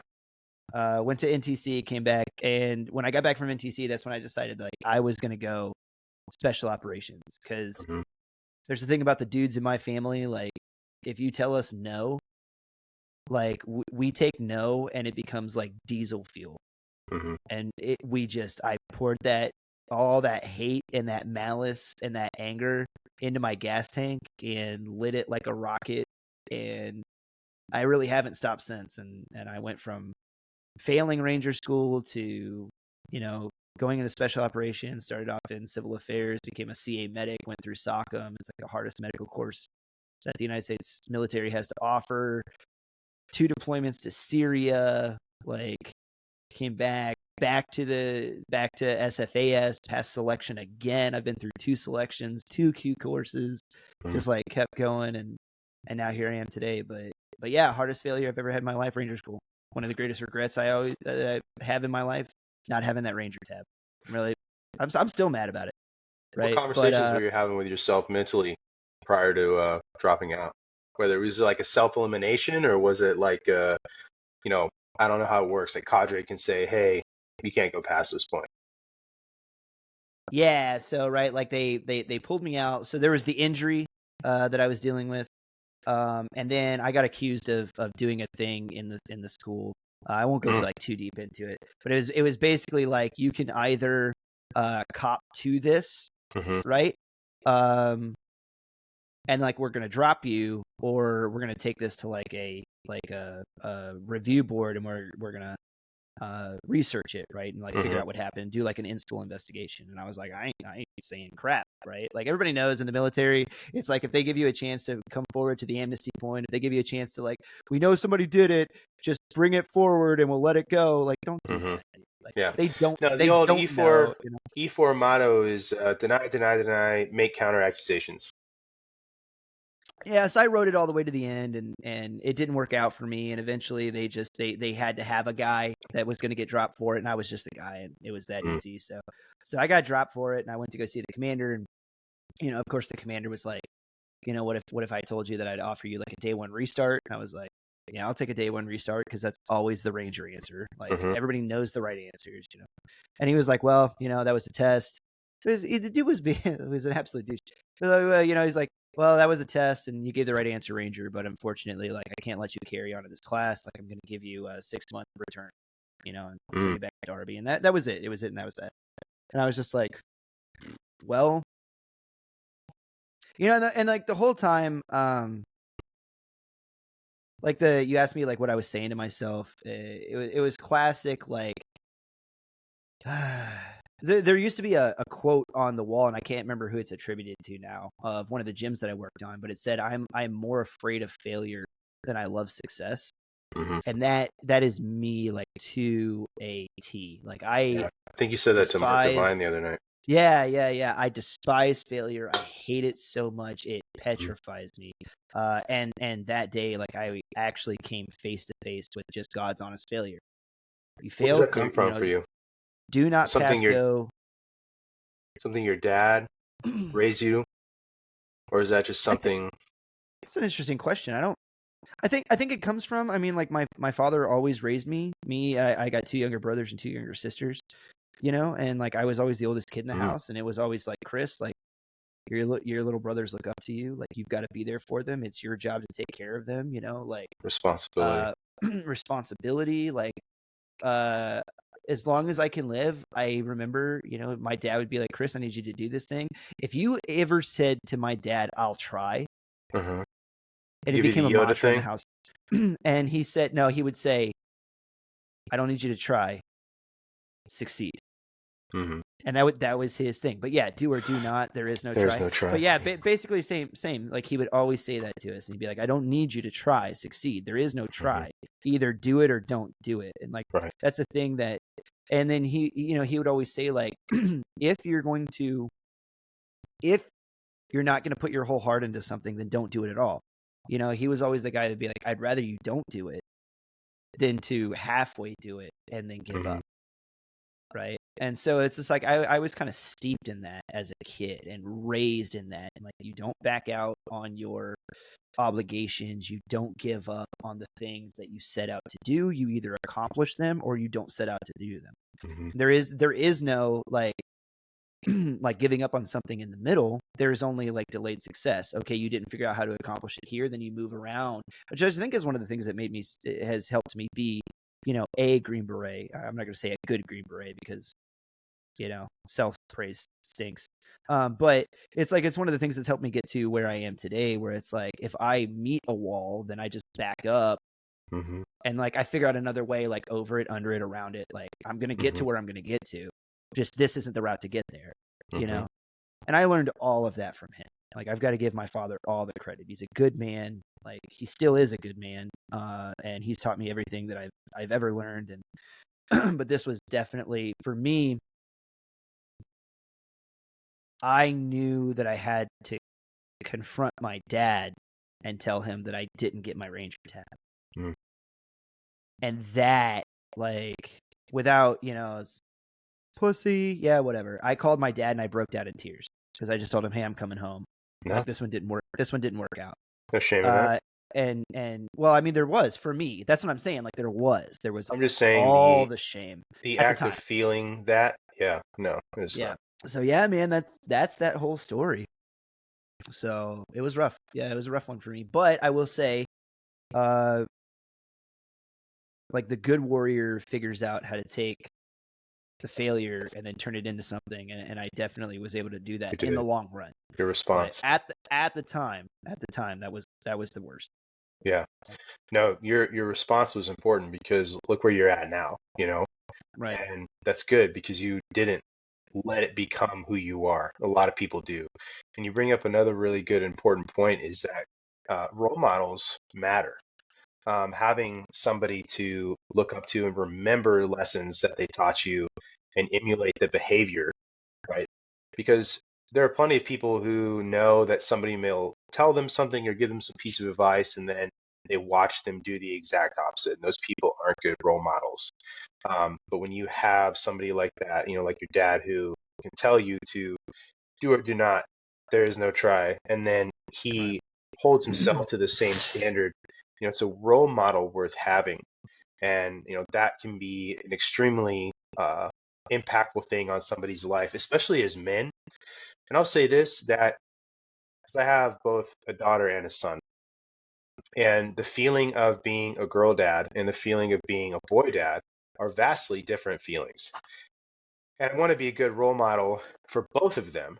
But there is something objectively different about looking at my son and thinking of the struggles that I have as a man, and then the way the world I know views us as men, and knowing that I need to raise and prepare him for a certain thing. And I also know that I need to raise and prepare him for Jesus, the Mad Max crap that seems like it's on the horizon every other day. Speaking of crisis fatigue, right? But I want to be obviously a role model for both my kids, but as Right. men, the world is a lot less forgiving to us than it is for women, and I think that that is just a truth. Um, you know, so you bring up your dad, I think is a really good thing because you don't have to have a family member be that role model. And you shouldn't idolize somebody. I'm not talking about that. I'm just Let's talking re- about finding behaviors that are right, and that the authenticity that they bring about in you or that they exude is what you should seek um, as right. a person. So, That brings up a really good point too, but like as a man, like would you rather be loved by somebody, like hmm unconditionally loved by somebody, or hmm would you rather be respected by yeah, people? yeah, No, I'm asking you, yeah. No, because I feel like the only people that's ever the other only person that's ever going to unconditionally love you, hmm right, is probably going to be your mom, sure. right? That's a good And question. for good reason, but it's like, do you want that? Because love and pity are almost uh they can be commingled, and like you can lose yourself, like from a like a standpoint of trying to do the right thing. It's like, well, I love that person, and because I love them, like I want to take care of them. But like then you get into like the Lieutenant Dan syndrome, hmm right? Where it's like, I was supposed to you know, die here, that kind of thing, or like, no. Like, remember when he like dives off the boat and he's like, I'm hmm gonna swim back because he's like, I can't take this anymore. He sees all the people like partying at New Year's Eve, and he's just sitting there, and it's like, I don't want these people to pity me. I hmm don't want these people, like, I was a leader of men. I don't want this. I don't want your love, because like I said, like love and pity can almost co-mix in a drink, but respect and pity are like oil and water. They never sure. mix. I You would, know what I mean? I So would, that's why yeah. I think most men would rather be respected, right? And so it's like that's kind of what drives the ethos, or the paradigm, or the inner voice of a man, is I want to do things that will make me worthy of people's respect, because that's where a lot of dudes just innately, by virtue of being a man, get their sense of self-worth. hmm For good or for ill, Absolutely. I'm just saying that's where the desire comes from. hmm And then if they cannot, then it starts to become, that's what people talk about, the toxic.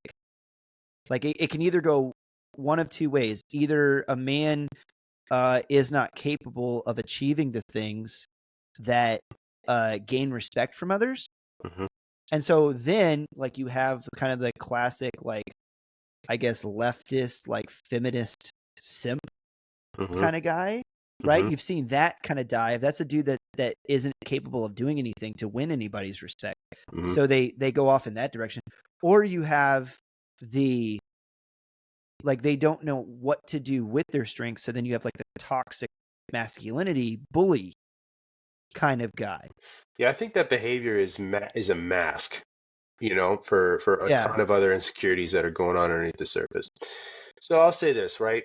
I understand the distinction you're drawing between respect and love, because your mom can love you, but at the same time, when you think of the tough love of a parent, it typically doesn't come from a mom. Typically.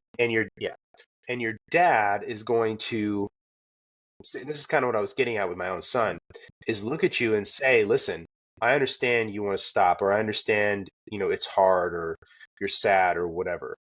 And that's okay that you feel like, that you want to quit. It's okay that you feel like you're sad, but you can't give in to what's going on down the road from that, right? And that is a form of love, I think, to respect you enough, to hold you to that standard, I guess I should say. But it made me just think of something. I actually was watching a video on Michael Jordan, and he basically, and I'm probably going to butcher this, but was saying that the ultimate form of respect when you were playing the game versus somebody else, playing basketball for somebody else, was to show them no respect on the court, and to show them that they were just another player, that we're both here in this game. And that if I give in and show you any sort of weakness, then I'm not respecting you as an opponent anymore. I'm treating you, I'm patronizing you essentially. And that's exactly That the right there. yeah. And Yes. so when I saw that, I was like, man, that's so fucking true. Because there are so many times where, like, let's say this, like your friends, and I've experienced this so much with with really good friends. Those people will hold you up and say, like, hey man, you're doing a good job, and I know I see you trying. But they also see just how much maybe you want something, or how much you're trying for something, or how much you could be better in whatever it is. And those friends that won't let you quit, or maybe that parent that won't let you quit, or that role model that won't let you quit, has enough respect for you to not just fucking treat you like a bitch and say, you know what, it's okay, bro, just fucking quit. You know what I mean? Those aren't the people that you want around you. And it's the ones that, like what you're talking about, that respect versus love. Because you could argue, right? If you really love somebody, you're going to respect them and you want what's best for them. At the same time, like, I'll just say this, like, let's put it this way. You love your wife and I love my wife, but you'd never be like, hey, you're being a pussy. You know what I mean? Like, not really. You may not. A lot of people wouldn't do that. I wouldn't say No, it but like there are a that. lot of things. No. But there are a lot of things that you Yeah. probably wouldn't say, like, suck it up to, right? Because, like, that may Right. be the dude answer, but it's like the whole, like, what do you want here? Do you want solutions or do you want comfort, right? And 9 times out of 10, your wife just wants comfort, right? And not the whole suck it up and try harder thing. And it won't go well, even though you do love and respect your wife, right? So there's just like, it's a different way, and Well, that's. it's funny that you say that. It's like, do you love your wife or do you respect your wife? Mm-hmm. And so it's like, if I was to rank those two feelings, right? And this is kind of where I was going with this conversation. If I was to rank those two feelings, I love my wife more than I respect her. Mm-hmm. And that just comes from the basic standpoint. And I do respect her. Mm-hmm. But if I was to rank the two, and I know I'm going to get blown out of the water, say what you want, come at me, but let's talk about it. I love her first, and I would die for her, right? And there's a difference, right? Because the Bible says that men are to love their wives like Christ loved the church and be willing to lay down his life for her. And I love her, but that is my job to be the protector, to be the provider, and be the presider, and my life is forfeit. See, this is Right. what a lot of people don't understand about like the biblical example of marriage, right? Is that Okay. you have Christ in the church, and Jesus Christ died for the church, and the church represents a bride, and Jesus Christ represents the groom, and that's us. And Jesus Christ went to the mat for the church and died for the church, even when the church, and there's a lot of places in the Old Testament where the church is called a whore, where it's an unfaithful bride. It's not even a bride that was faithful to him. So she's out sleeping around, whoring around, sucking dick, turning tricks, Jeez. whatever you want to say. And yet Jesus Christ was like, you know what? I love I loved you first, and Mm-hmm. I'm going to go to the cross. I'm going to die for you, even though you don't love me yet. But at some point you will, and I will do this. And that is a husband's job, is to go and die for his wife, for his family. If you're a husband, if you're a father, like, I don't know if anybody told you this before, but I'm going to tell you now, your life is forfeit, bro. You Yeah. gave your life away the Mm-hmm. second that you decided to take a wife on. You said before God, Especially if you have children. that somebody else's life is more important than my own. Mm-hmm. And if something were to happen to her, I will die first. I will Mm-hmm. go like Jesus Christ did, and I will die for her, right? And so, coming back to the love and respect thing, that's why it's like, if I was to rank those feelings for her, I do respect her. I respect her as a person. My wife is like the personification of like Jesus Christ in my life. Like, she loves and forgives me and takes care of me when nobody else does, when I drink too much and when I go too far, and like all this stuff. Like, she's always there for me. She's my best friend. I do respect her. I respect her more than anybody else in the world, if that matters to you guys. But I love her a little bit more than I respect her, because the respect thing for me as a guy comes in the form of, like, it's my other leaders, like my father. I respect my father just a little bit more than I love him. Mm-hmm. Right? Does that make sense? It's It like, does. That's kind of what I was getting at, is that you could say like that the respect and love go hand in hand, right? But at the same time, there's different. Almost, I think the easiest way to equate it is the whole concept of tough love, right? Your dad right, respects you enough as a future man to keep it real with you and be hard on you, because that's how the world is going to be, and the world demands authenticity. And you can't show up not ready. And that's just the way it is. And you see the result of that. We see it every single day, you know? And I think that's the difference. Would I rather be loved or respected? I guess it depends on who it's coming from. But that's a good point too. yeah, That's a really good point. Yeah, these because aren't I know, universal things I'm talking about. no, yeah, and there's just things too that, like, I think that men can't really understand about women, and vice versa, that women just can't understand about men because there's a different, lived experience. But it is very true, like what you said. Like, men put a ton of emphasis on respect, because there's so many times where, like, maybe that you can even say this, like, you've had an argument with your wife before, or a girlfriend, or whatever, however, whoever's out there listening. And I bet if you really broke it down and got to the root of what was truly upsetting you in the moment, there would be some line crossed in the respect area, and Right. it would I felt probably, slighted. and it would probably get tied into a little bit, at least, your ego and how you viewed yourself as a man.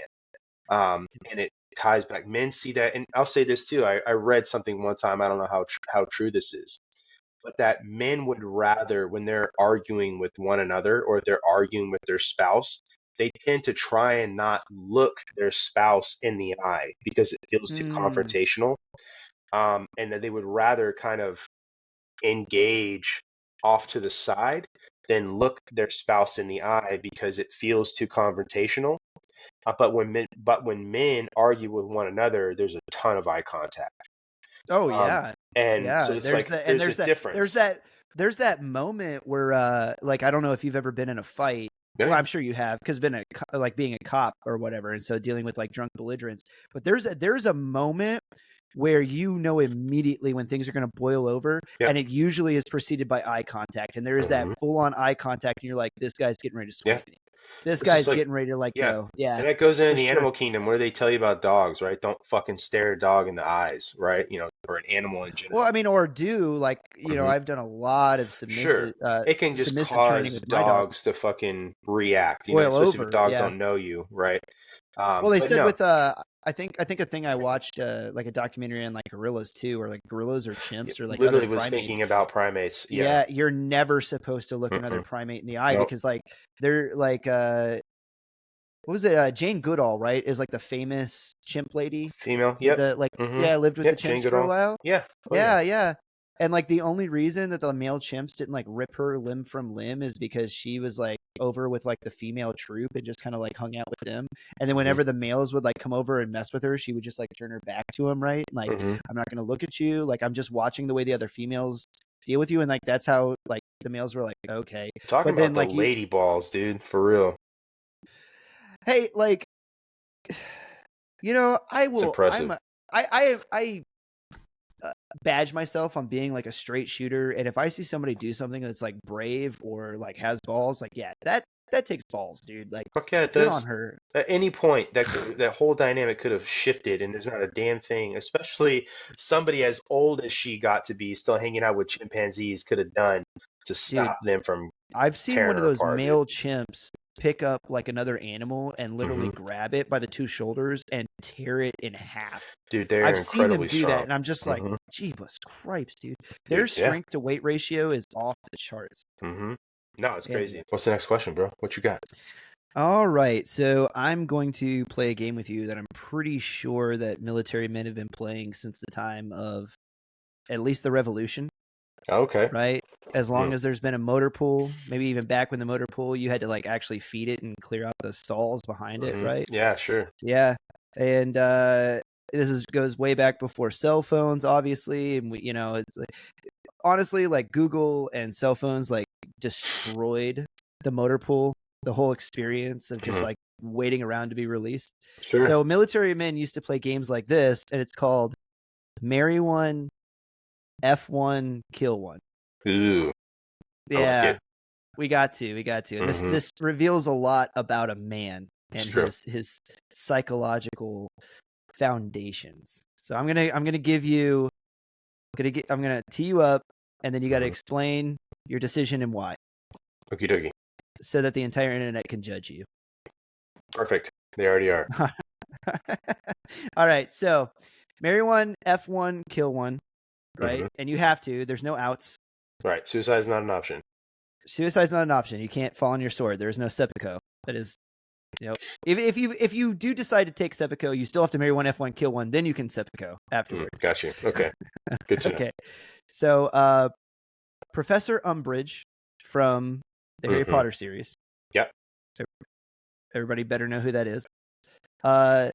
Nancy Pelosi and her massive calcium cannons that the entire world didn't realize existed till like last year. Sure. And Michelle Big Mike Obama. Damn. Well, this is actually going to be fairly easy. This is going to be my John Denver answer. Oh, yeah. He's got it. That's true. So I'm definitely waxing fucking Professor Umbridge because she's a cunt, and she is. She deserves all of it. She deserves all of it. No quarter. No quarter. Yeah, exactly.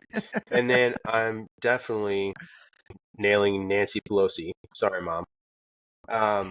Definitely. And the boobs do have some weight, pun intended. Yeah, they do. Yeah.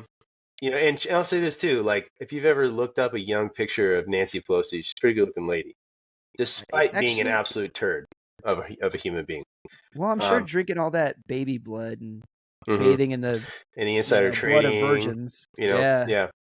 You know, my favorite picture of her is taking a knee with the kente cloth. You know, after 2020.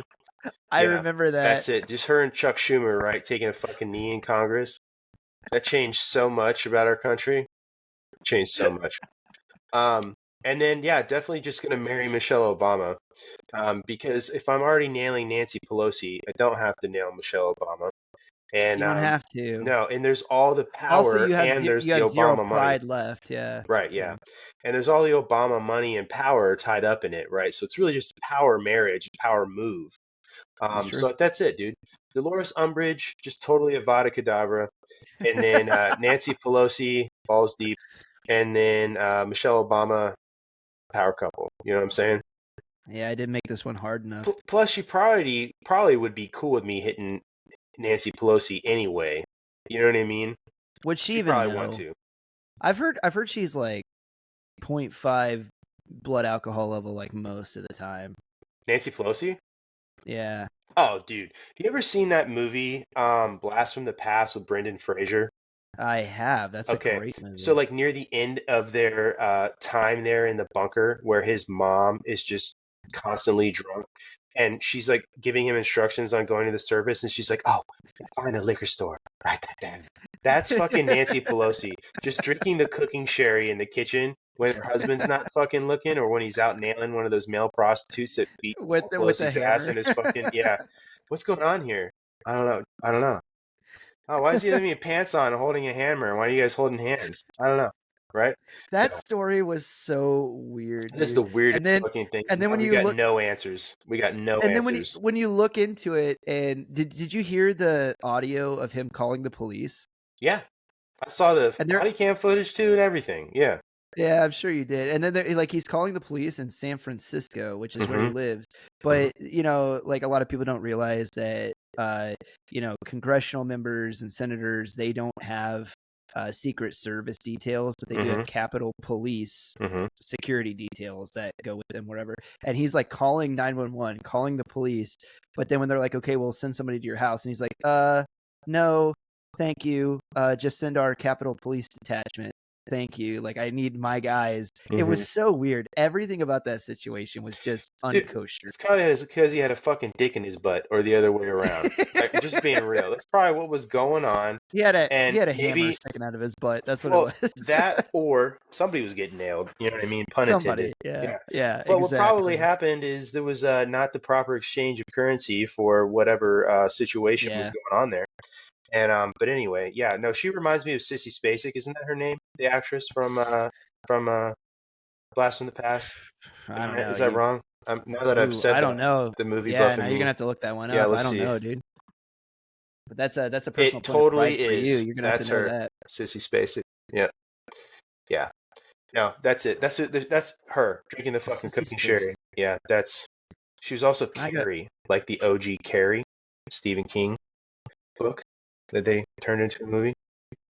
hmm. Hmm. But that's Nancy Pelosi, just drunk on cooking sherry in the kitchen. Oh yeah. I remember that chick. Hmm. Okay, yeah. Yeah, you're right. Ha ha. Christopher Walken, Alicia Silverstone, hot as fuck Christopher in that movie. Walken. Oh my god, Alicia Silverstone. Do you remember Listen, her as listen. Batgirl? I can. Yeah, I do. Dude, the But I was zoom gonna in go on back her to like bat suit boobs, like the. totally necessary in a PG-13 movie. That was the precursor to Tomb Raider. When they had her in that skin tight like gray bodysuit. Alicia Silverstone Angelina was in Tomb Raider? No, Angelina Jolie. What I'm saying Oh is when you yeah. go back and you look at her in Batman with the skin tight black leather, Hmm. and then you go and you look at it's like, guys, that's where that came from. All I'm trying to point out is like if you think that you have a thing and you're like that was our thing, it's like go back like 10 years, you're gonna figure out Oh, that you oh weren't the yeah. first people to do it. No, Like absolutely. yeah. Absolutely. Yeah, no, there's somebody back in the day for sure was Yeah, already doing this. it just reminds me of that scene of Angelina Jolie like swimming, and then the shark like swims up to her, and you can like absolutely see those nips like popping through the Hmm. skin tight gray suit, and she punches that shark in the face, and like every single dude in the theater just That's like actually lost typical their. Angelina Jolie behavior, you know what I mean? Well, right, Yeah, that's like yeah. a Friday for her, I'm Well, sure. between that and like adopting some, African orphan, And making them trans. so that she can regender them. Yeah, you didn't let me finish, but yeah. Sorry, yeah, we met each other halfway. Peanut butter and jelly, you know what I mean? We're there. We're there. Peanut butter and ladies. That's Yeah. right. All right, well, what are you doing? What am I doing about what? Yeah, what's your fuck, marry, kill in that Oh, scenario? actually, you said kill Umbridge. No, that Hmm. was mine. Yeah. Yeah, no, we're the exact same. Yeah, Oh, okay, perfect. yeah. See, I No, think that's the like most same, intelligent answer. same. It would have to Yeah. be. And like if I said I had to screw Nancy Pelosi, it'd be with the lights off, and it would be both the most terrible thing I've ever done, but I'm gonna make sure it's the most terrible thing that's ever happened to her too. Oh wow. Like neither of us are gonna enjoy this, but Dang. sorry, and it would be in Minecraft. It would be in Minecraft, not in the real world. Hmm. Like this is, Oh yeah. yeah. Okay. But if I had to do it, like gun to my head, and I'm like, all right, yeah, I agree with you. I can't. Perfect. That's my hypothetical gun. Yeah. For all you in not my watching this, I in have my Minecraft. pistol. Yeah. Is that unloaded? You got to make sure you unload that before you point it at Hold people. on. Now, let's go. Right. Anyway, all right, perfect. Let's see. That's the most military thing we've done. Probably more than likely. All right, how guys, many? guys, this is just getting started. This is It is. this is the new age if I came with fire. It is. How many modern Green Beret ODAs would it take back in World War II to take Iwo Jima? Oh. With Okay, modern so technology. right. Oh, okay. So but we get to take our modern technology back with us? Yep. Would it just be one? Do you need a couple? Right? What do you think? So if I was the battalion commander, Mm-hmm. right? Like if I was the commander, right? Mm-hmm. I'm sending a company. Okay. That's 6 ODAs. Mm-hmm. And I'm sending 6 ODAs because I have at my command I have a dive ODA, I have a Halo ODA, I have a maritime boat ODA, and then I have my UW ODA, and then like my direct action ODA. That's how like most companies are set up, like give or take. Some companies are a little bit different. Like our company is over in 1-1. I think there's a couple of companies that have like 2 maritime ODAs but don't have a direct action ODA because the mission's a little bit different, right? But give or take, that's about how it is. Yeah. I'm going to take an entire company just because like if I have the dudes and you're saying like I have, because it's World War II, so I'm also imagining that I have like the war budget, so I'm completely plussed up. Every ODA is actually 12 guys, and then every ODA is actually loaded out with what we would be given in a wartime budget. A lot of people don't know that like a 12-man ODA has as much weapons and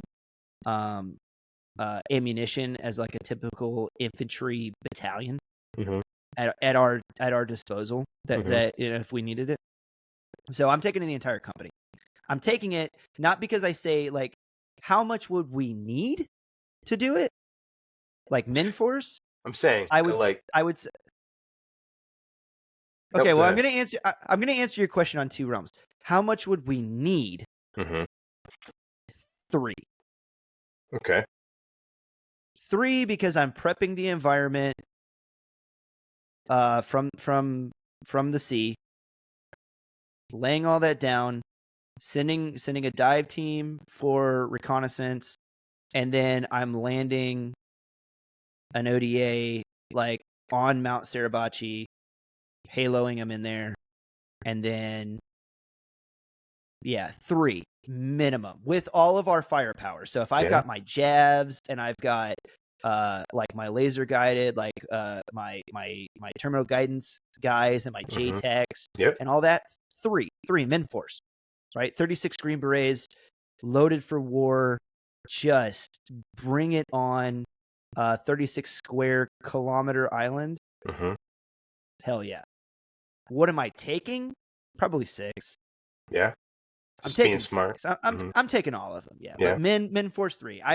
I would put 36 like Green Berets loaded for war up against. I mean, look what the Triple Nickel did in Afghanistan in 2001. Look what they did. Like one ODA overthrew the entire northern region of Afghanistan. If you guys don't believe me, go look it up. Yeah. It was 12 dudes. Right. So, and I guarantee you by the time the first ODAs land, like we could probably turn half that island against right? the occupying force. And then but yeah, I mean I'm also biased, guys. Like you are biased, but this is why I asked the question, biased. You know? But if I had everything that I have from the modern era, if I had Spooky, I had my jabs, I had like my entire loadout that we could go with. Yeah, give me 36 Green Berets. I could topple most countries today with 36 completely loaded out Green Berets. Believe it. Totally could. Okay. I like it. That's my story and I'm sticking to it. I'm here for it. But I'm taking the whole company. Because everybody gets a cab. There you go. Your turn. All right, dude. All right. So so I kind of loaded my questions to be like funny, and then now I was gonna dive into the rabbit hole.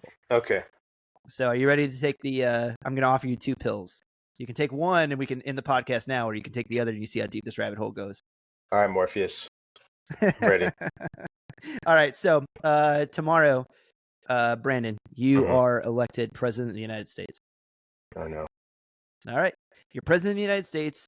You've got whatever party that you ran with. You have a majority in Congress. You have a majority in the Senate, and you have a majority of the Supreme Court that is on your side. You have carte blanche to pass from the executive branch. So I'm testing a little bit of your civic knowledge, but I'm also testing your political leanings. Okay. In your first 100 days, what are you doing as the executive of the United States with an entire government on your side? The first thing I'm going to do is I'm going to take care of the fucking border, because that is the biggest bleed, one of the biggest bleeds that we put up with. So I'm going to do that. I'm going to take care of the border, close it down. I've said this before in other podcasts. I would probably put a hiatus on immigration in general for a period of time, just to figure out what we're going to do with all these extra people, because you're going to have to do something with those people. And having the number of people that have come in over the past few years is going to have an economic impact for sure. So we're going to figure out what to do without bringing in more people.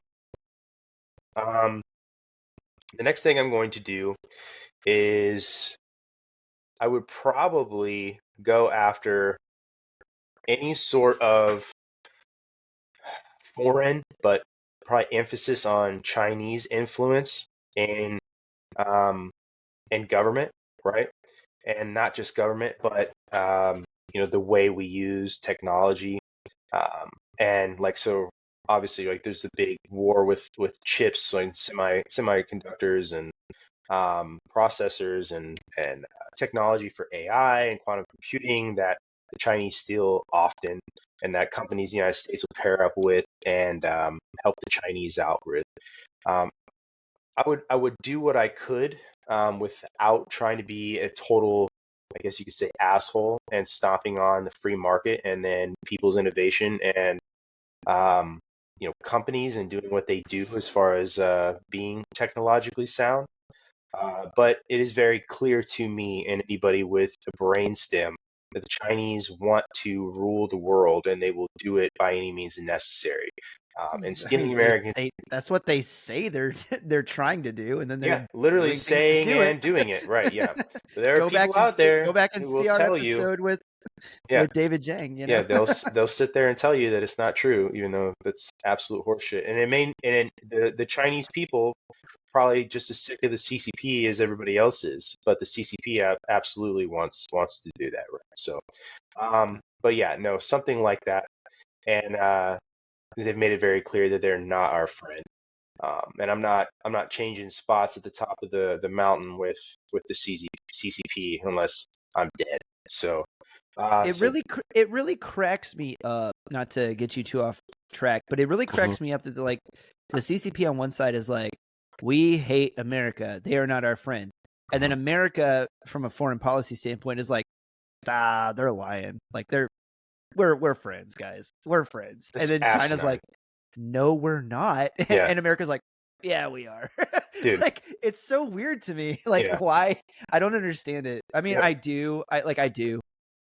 I'm saying that as like like trying to be funny. Yeah. Well, we all know why we're doing that. Yeah. Guys. Xi Jinping comes to San Francisco, a cleaned up San Francisco, at least part of it. And then within days of leaving and talking to Joe Biden is talking about the United States needing to keep the fuck out of their business with Taiwan and all this other stuff. Right. Doesn't really say much for the intimidation factor on old Poopy Pants over there. So probably not a lot going on. Poopy. I made a poopy. Yep. All new content. I like it. Another thing I would do, dude, I honestly would do more to work with India, and do more to cement ourselves a better relationship with them. That's a power play with a lot of strategic positive strategic outcomes, I think.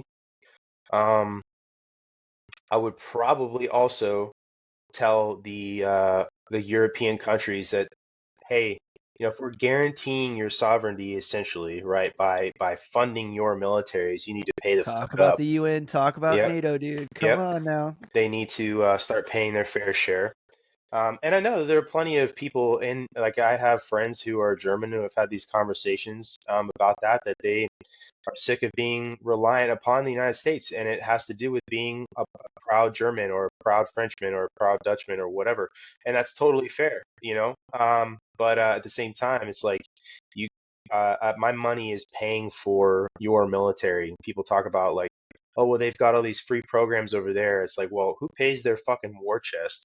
It's our country. That's It's the a really answer. good point. Yep, It's a really good point. yep. And then the Ukraine thing for sure would do a lot to try and find a resolution to that. And that's a really tricky answer. Um, and this is a lot in 100 days. This is more like turned into like a list of things I Well, wish I could I was do. just getting ready to say, like, everything you said is all foreign policy, which has really Hmm. been interesting to me. So it's all foreign policy. Would you do anything domestic? I think that I'll say this to answer your Well, question. you started I with the started with border. the You started with border. the Yeah. border. So that is kind of domestic, but it's also Hmm. domestic foreign because the border intrinsically is between two countries. But Hmm. everything else was foreign policy. Would you do anything domestic? More domestic? Yeah. So I said a lot of things that have to do with foreign policy and money because a lot of our money goes other places.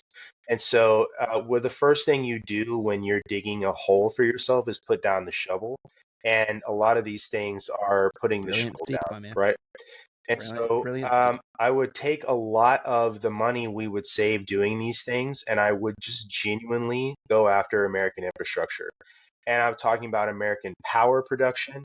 I'm talking about American industry. I would try to put people back to work in some of these blue collar jobs that have gone away over the past several years. Um, are something as simple, as our roads and bridges, and dude, our military bases. I mean, I've grown up in military bases, and this is just like a microcosm of this entire conversation. But I've grown up in military bases my whole life, and I've watched. And no offense to you Army nerds, but you guys' posts have always looked like dog shit. And the Air Force Preach, bro. ones, yeah, the Air Force ones now look like Army posts sometimes. So it's kind of crazy. So it's really interesting that you brought that up because people that love socialism or like the Hmm. idea of socialism or want, it's like, oh, socialism's going to win. Like, I want to redistribute wealth because I want to raise the bottom class, right? Hmm. Not getting into all that. But when I hear people say that, I'm like, you've never lived in a military town, Hmm. have you? Because if you go to a military town, healthcare is astronomically high.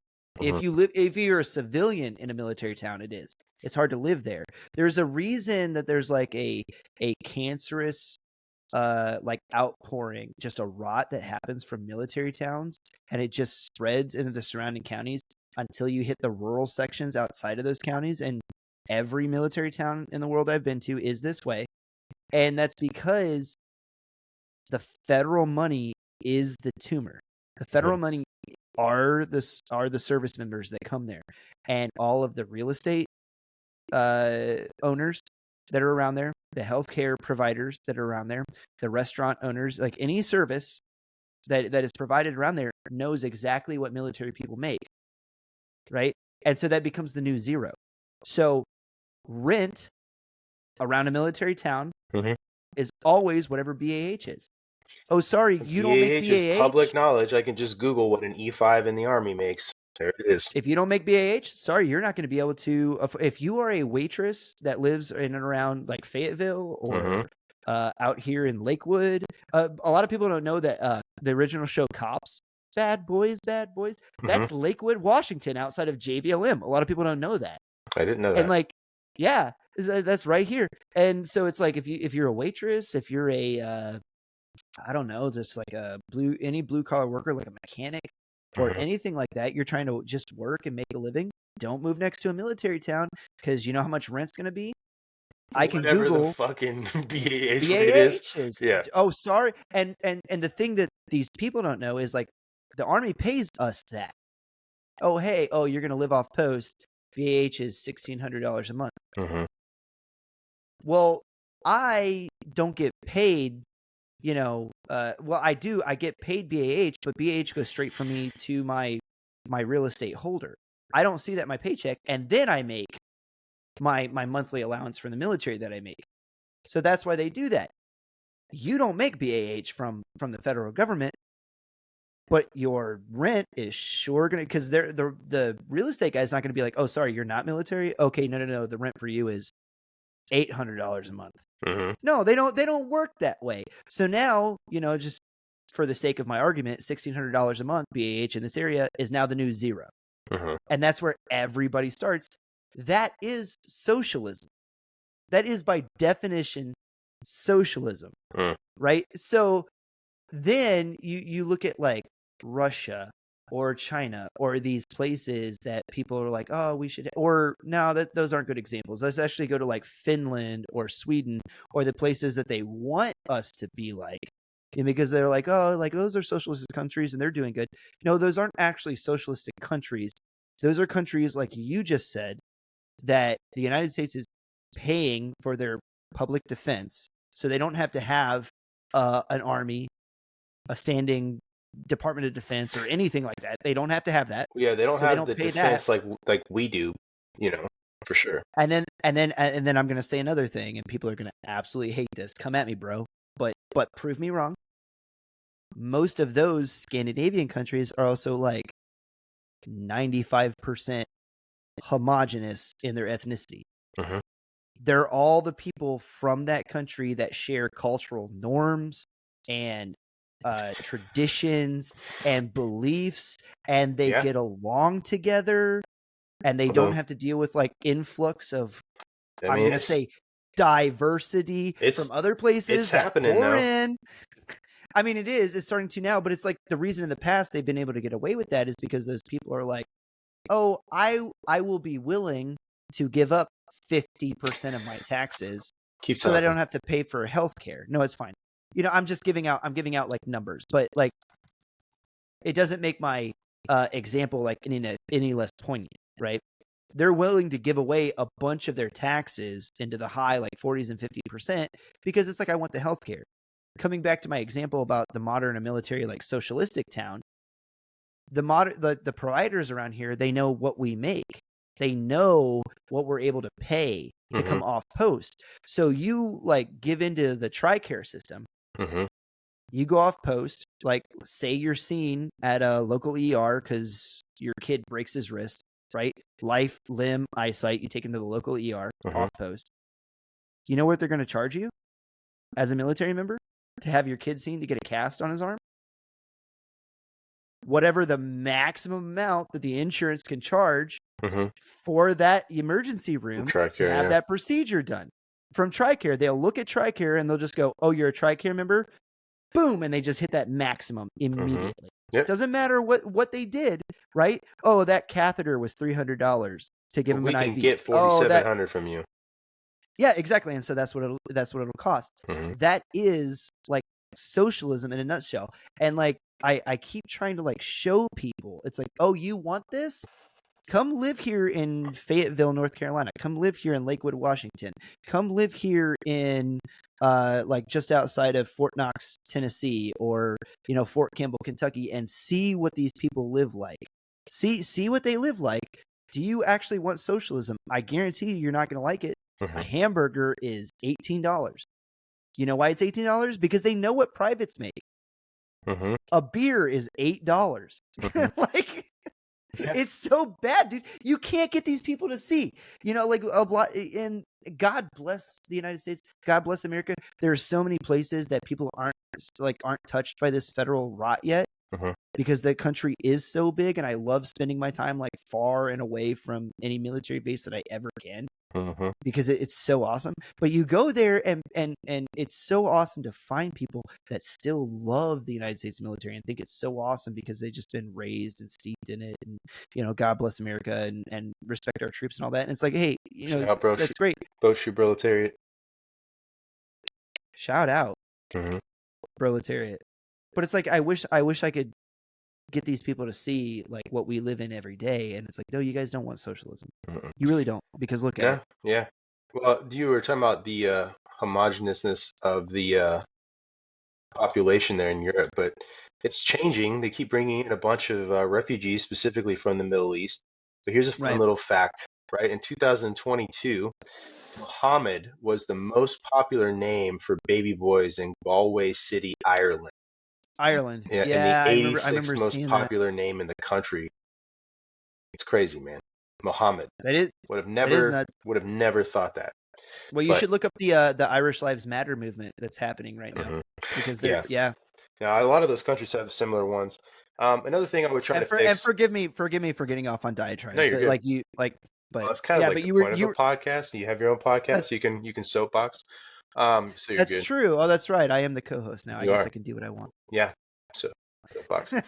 No, dude. The other thing I would really go after is it would be really hard, and I might have some controversial takes on this, but go after homelessness and the drug problems here in our country.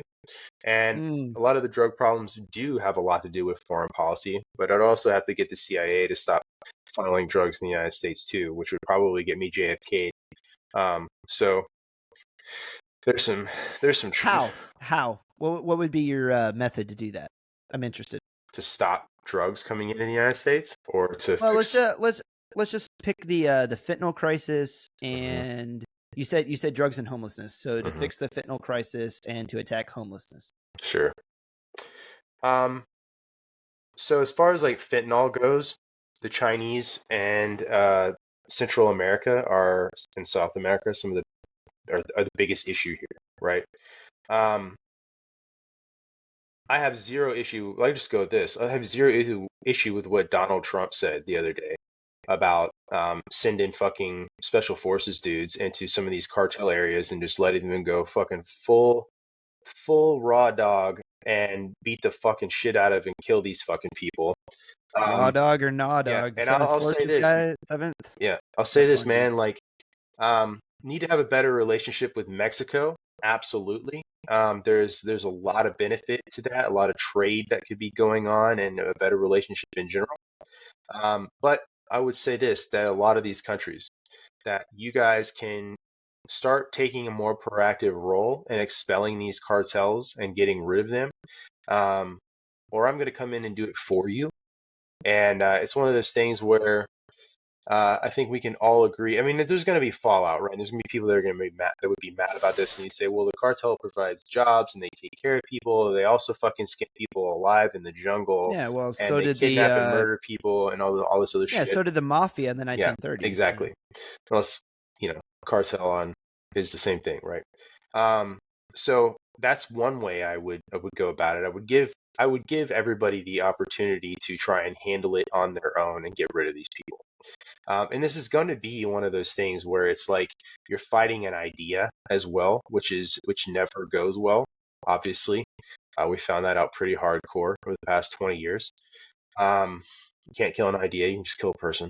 Um, but would do everything I could to embargo how that the fentanyl and the ingredients and the tools you need to make that drug come into the country. This will getting into the weeds of how that is done, I have no fucking idea. I'm not in the weeds on logistics and shipping and all this other stuff. That's why you have people around you who do know how to do it, or at least where to look. But the homelessness thing. No, go ahead. I was just gonna say, I don't know if we have any like actual experts left anymore. You say, surround yourself with people that are experts in doing a thing, but I saw a video with one of the high level economic advisors in the Biden administration right now, and he could not explain the fact he couldn't explain like what bonds were and how they worked. He was like, well, the government prints money, yeah, and then they loan money to people with bonds. That's what he said. That is a quote. Loans money to people with bonds, so has zero. And this guy is high up in the Biden administration. Like, he is an economic advisor to the president. No idea what a bond is. And he's like, but if they loan money to people with bonds and inflation keeps going. He's like, I mean, they do that, right? Like, you guys have to go out. I'm actually getting ready to drop a meme on it tomorrow, like about how hilarious it is. If you think I'm lying, go check out the Common for Good Sense channel on Instagram. I'm going to post a meme on it tomorrow. But like, this dude is an economic advisor to the president of the United States. You guys think that there are such thing as an expert class? This guy is like Ivy League trained, supposed economic master, and he doesn't even understand what a bond is. Which, if I was to ask you, I'm going to put you on the spot just a little bit, but I have confidence in you. Like, you understand what a government bond is, right? Not completely, no. Like a government bond, sorry for putting you on the spot then, a government bond, right? The government prints a bond and then sells the bond. You have stocks and bonds, right? A business prints a stock because they're publicly traded. A government prints a bond. A government sells the bond at a promised interest level that doesn't change over the course of its life. Remember when being a kid and your grandma gives you bonds for Christmas, like government bonds, or like war bonds got sold during World War II. The government prints a bond and then sells the bond to a private investor, which would be you or I. So you pay $100 for a $100 bond. The bond is not payable for, and the bond states on it, this bond is not payable for, some say 50 years, 100 years, whatever the case would be. But the bond, the government is saying, I will guarantee you, and it will not change over the course of the life of this bond, 2%, right? I will give you 2% interest on this bond when you cash it in this lifetime, whatever the lifetime of the bond is. So by definition, the bond is a government selling, not loaning to a person. It's selling the bond to a person. The person is loaning the money to the government. You're voluntarily loaning your money to the government to get a piece of paper that says, I have a bond that in 25, 50, 100 years, this bond is going to be payable to me. IOU. Yeah. IOU at this much interest, which the government has to promise, right? So it's just funny that this high level person didn't understand the definition of a bond, and he's like, oh, it's the government loaning money to people. No, it's the exact opposite. Like, you pay your money to the government to get a bond, dude. Like, what's wrong with you? Yeah. Like, well, they've got the entire concept of government backwards anyway. So, but yeah, I mean, those are the things that I would try and focus on. That's a lot for 100 days, but the homelessness thing is a massive issue. That is pretty aggressive. It's very tied to the drug problem as well. So it's again, that's an issue that requires a lot of social focus. One of those things being getting people to understand that the nuclear family is important again. So what about you? Okay.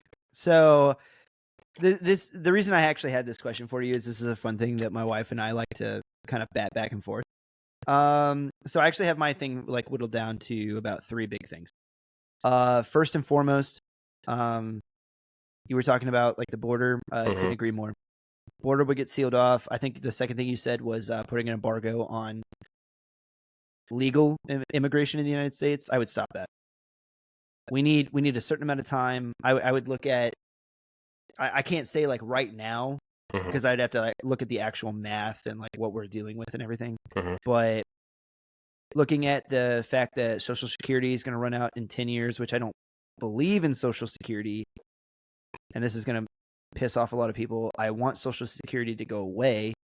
I would like to privatize all retirement, send it back to private like institutions. However, there are a lot of Americans that are, hey, I've spent 30, 40 years paying Social Security, and I have grandparents dependent on Social Security. So it's like the fact that in 10 years, my grandparents may still be alive and they're dependent on Social Security, and it's going to be bankrupt. So you guys don't believe me? Go look at the statistics. I think CNN was reporting on it within the last couple of days. Like, yeah, hey man, we got $95 billion for Ukraine. But Ukraine, guys. Yeah, so I'm not even going to talk about foreign policy because I don't talk about it because I'm still active duty, so that's like a sticky issue for me. Yeah, no, fair enough. I'm not going to go there. Sure. But yeah, border, got to seal that up. Embargo on immigration till further notice. We got to seal that up. And deportation. Deportation, Oh yeah, I deportation, didn't get a chance to say that, deportation. but yeah, I'd find all these fucking So people. that's kind of like it's three big things, but it's like a kind of like all encompasses like one issue for me. So that's got to happen. Yep. And then a lot of people don't realize, but the federal budget, even though Congress has the power of the purse, once they turn budgetary items over to the executive branch, again, guys, go study civics, fact check everything I'm saying, but I'm telling you this is true. The executive branch has the power. Anything under the executive branch's purview as far as the budget goes, he can, with a whip of a pen, move money anywhere he wants inside of the federal budget. He can just do it. So I guarantee you, the second thing I would do is I would hire like you and like a host of like my closest 100 friends from the military, and then dudes that I knew that would go to the mat for me and die for me and hide bodies for me. And that would be my cabinet. That would be like the dudes that I have surrounding me inside the Oval Office. And I would just get all of us together, right? All of us NCOs. And I'd be like, we need to figure this shit out. Like right now, we need to go through this budget, right? And I would just start axing things. And I guarantee you, like most people don't understand, like hundreds and hundreds and hundreds of millions of dollars you can just find from places where people don't even realize it's going. Yeah. It's like, oh, it's like, just show me what the federal government is spending on paper clips this year. Yeah, Sergeant General, you don't need a new chair like, at the end of the year. Oh, we were talking about that. The DOD. No, sorry, you guys don't need this, and this. All of that money is getting converted. You don't need an 80-inch fucking TV in your office. You guys are like, all of that money is going into land and ammo and training, and the rest of it, give it back to me. I'm giving you what you need, and the rest of it comes back. Show me the DOD's black budget. I'm probably going to get nailed for this again. But show me the black budget. That one is just going to start getting axed. The CIA is going to get mad at me. I would get JFK real quick. But then I would be like, start showing me the State Department's budget. Oh, do we need, like $85 million for genderqueer studies in the Middle East? Axed. Nope. All of those people fired. Give it all back to me. Like, also, we're going to go through the entire federal budget and like what all the federal employees are making. Anybody that makes over 120K, I want to start looking at those, their budget and like what their yearly salary is and why and who those people are. I want to see that because I'm going after the deep state specifically. Who are these people that make over 120K and why? Why are they still here? Right. So I'm going through all of that, and I guarantee you, like, and I think I'm being kind of conservative with myself. I guarantee you I could find billions in the budget that shouldn't be going to where it's going. And I could save a lot of that money without even doing anything for the American people and just be like, all that money that was here, I'm sending it here now. There we go. Right. And that would even be with like all those people that I fired. You're all getting severance packages. You're all getting like, go on, write your books, go to CNN, say how bad I am. Don't care. I know I'm a one-term president. Nobody's going to vote for me ever again. Don't care, dude. Like once in a lifetime, I'm getting this shit back on track. So I would do all that.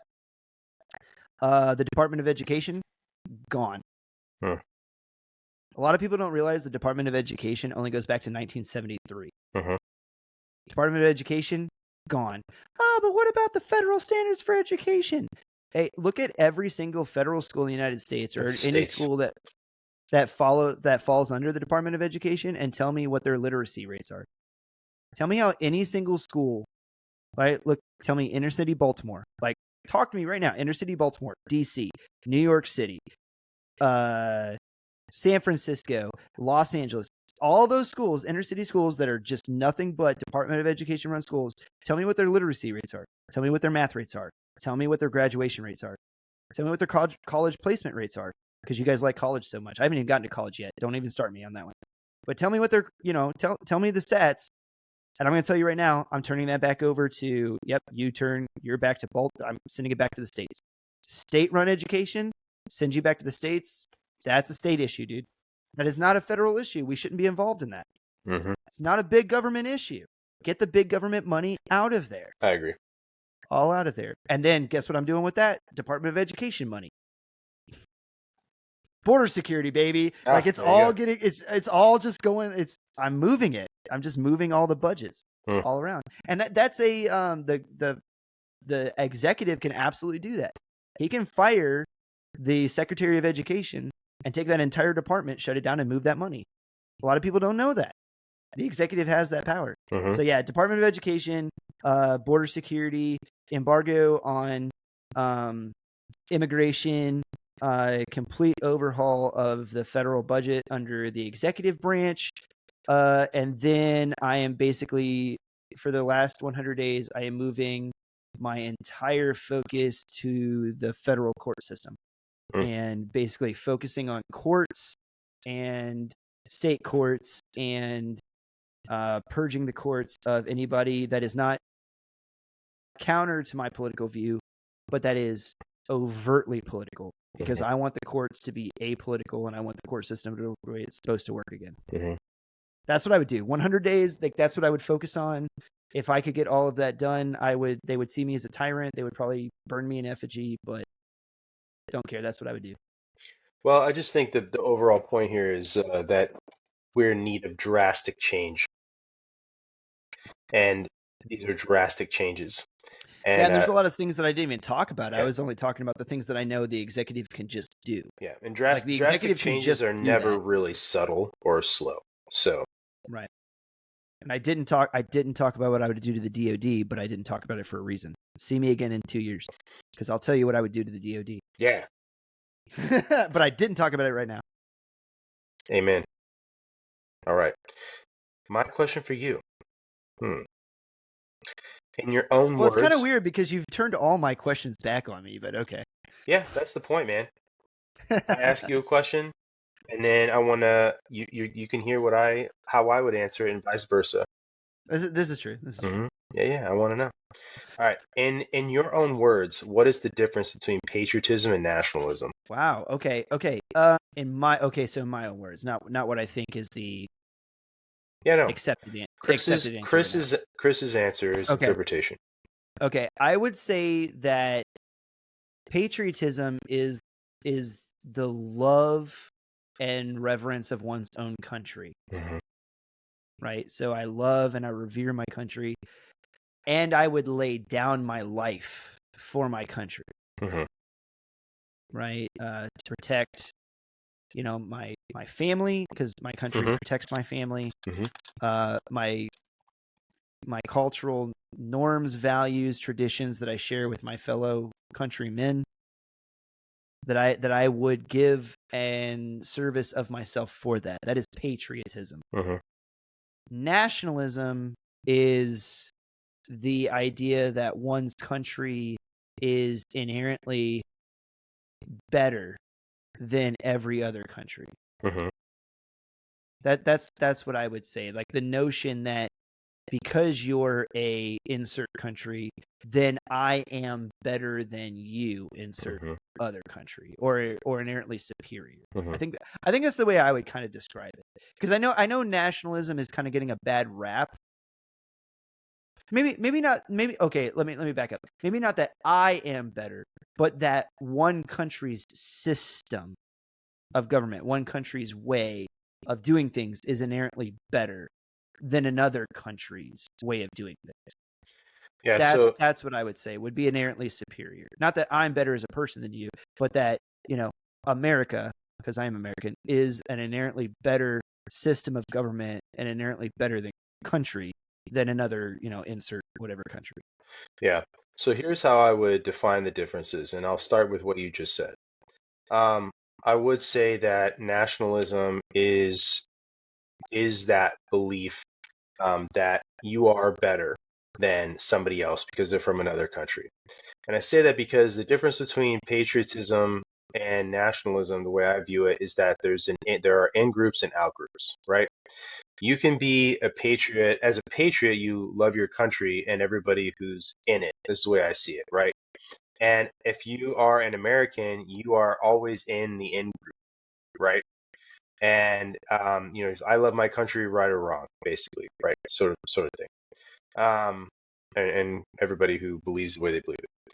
But I would say, I guess, in Brandon's interpretation, that the nationalism love uh, is the ego tied to the patriotism, and it becomes sort of corrupt in that way. Um, so can you think as a patriot, like, yeah, I think my country is better than other countries? Like, yeah, and I look at that the same way as, Yeah, you know, back-to-back World War champs, baby. yeah, Come exactly, at me. right? You can Yeah, sit here and say, like, as a Packers fan, you hate the Lions or whatever, I or do. pick a rivalry, right? Yankees and Red Sox, whatever. Sure. And now you could probably argue too that if you're a Yankees fan or you're a Red Sox fan, you probably think you're a better person than the other team anyway, right? So there's some of that ego tied into it as well. But I think you were on the right path with the differences where I look at it. I would agree with you that nationalism gets a bad rap because it tends to come with more of that focus on the out group than it does focusing on the in group. Um, Whereas, I think that like patriotism has more focus on the in group than it does focusing on the out group. Um, does that make sense? I see you like your Yeah. wheels turning. No. Well, I'm just listening to you, and I Hmm. agree with you like 100%. I just think that nationalism gets a bad rap because there are those that would say like, oh, no system is inherently better than another system, and to them I would say, well, that's patently Yeah, that's false, patently false. Absolutely. and it's false because you can look at the objective evidence of Hmm. two systems that have been allowed to play out over hundreds of years of world history, and you Hmm. can see the way that the two systems have poured out. Oh America, the yeah. most prosperous, wealthiest, most powerful, government, which is a representative republic, not a democracy, guys. It is Hmm. not a democracy. Representative republic that has ever been. Right before us would probably be Athens, Greece. You know, um, and you can see every time that like republicanism is allowed to play out, that it creates empires that eventually turn into tyrannical governments and then topple. But I mean, Because while humans are humans. republicanism, exactly, while republicanism is allowed to flourish, you can see there's nothing but wealth, prosperity, education, gain, and then you can look at socialism or collectivism or world government or tyrannical dictatorship or like whatever you want to call it. It's all the same thing, Hmm. right? And every time that's allowed to play out, you have starvation, death, poverty. I say again, death. Hmm. So it's like, no, one is inherently better than the other. We have the empirical data to show. So I don't understand why people rag on nationalism. Hmm. That's I guess that's where I'm coming at, because I know it's getting a bad rap, and like people are starting to like tout it as like, oh, look at those Christian nationalists. That's like the big one that's going around right now. Hmm. And it's like, well, America is a Christian nation. One, if you don't like it, get over it or move. I don't know what to tell you. Like 95% of the founding fathers were all Christians. Several of them were pastors.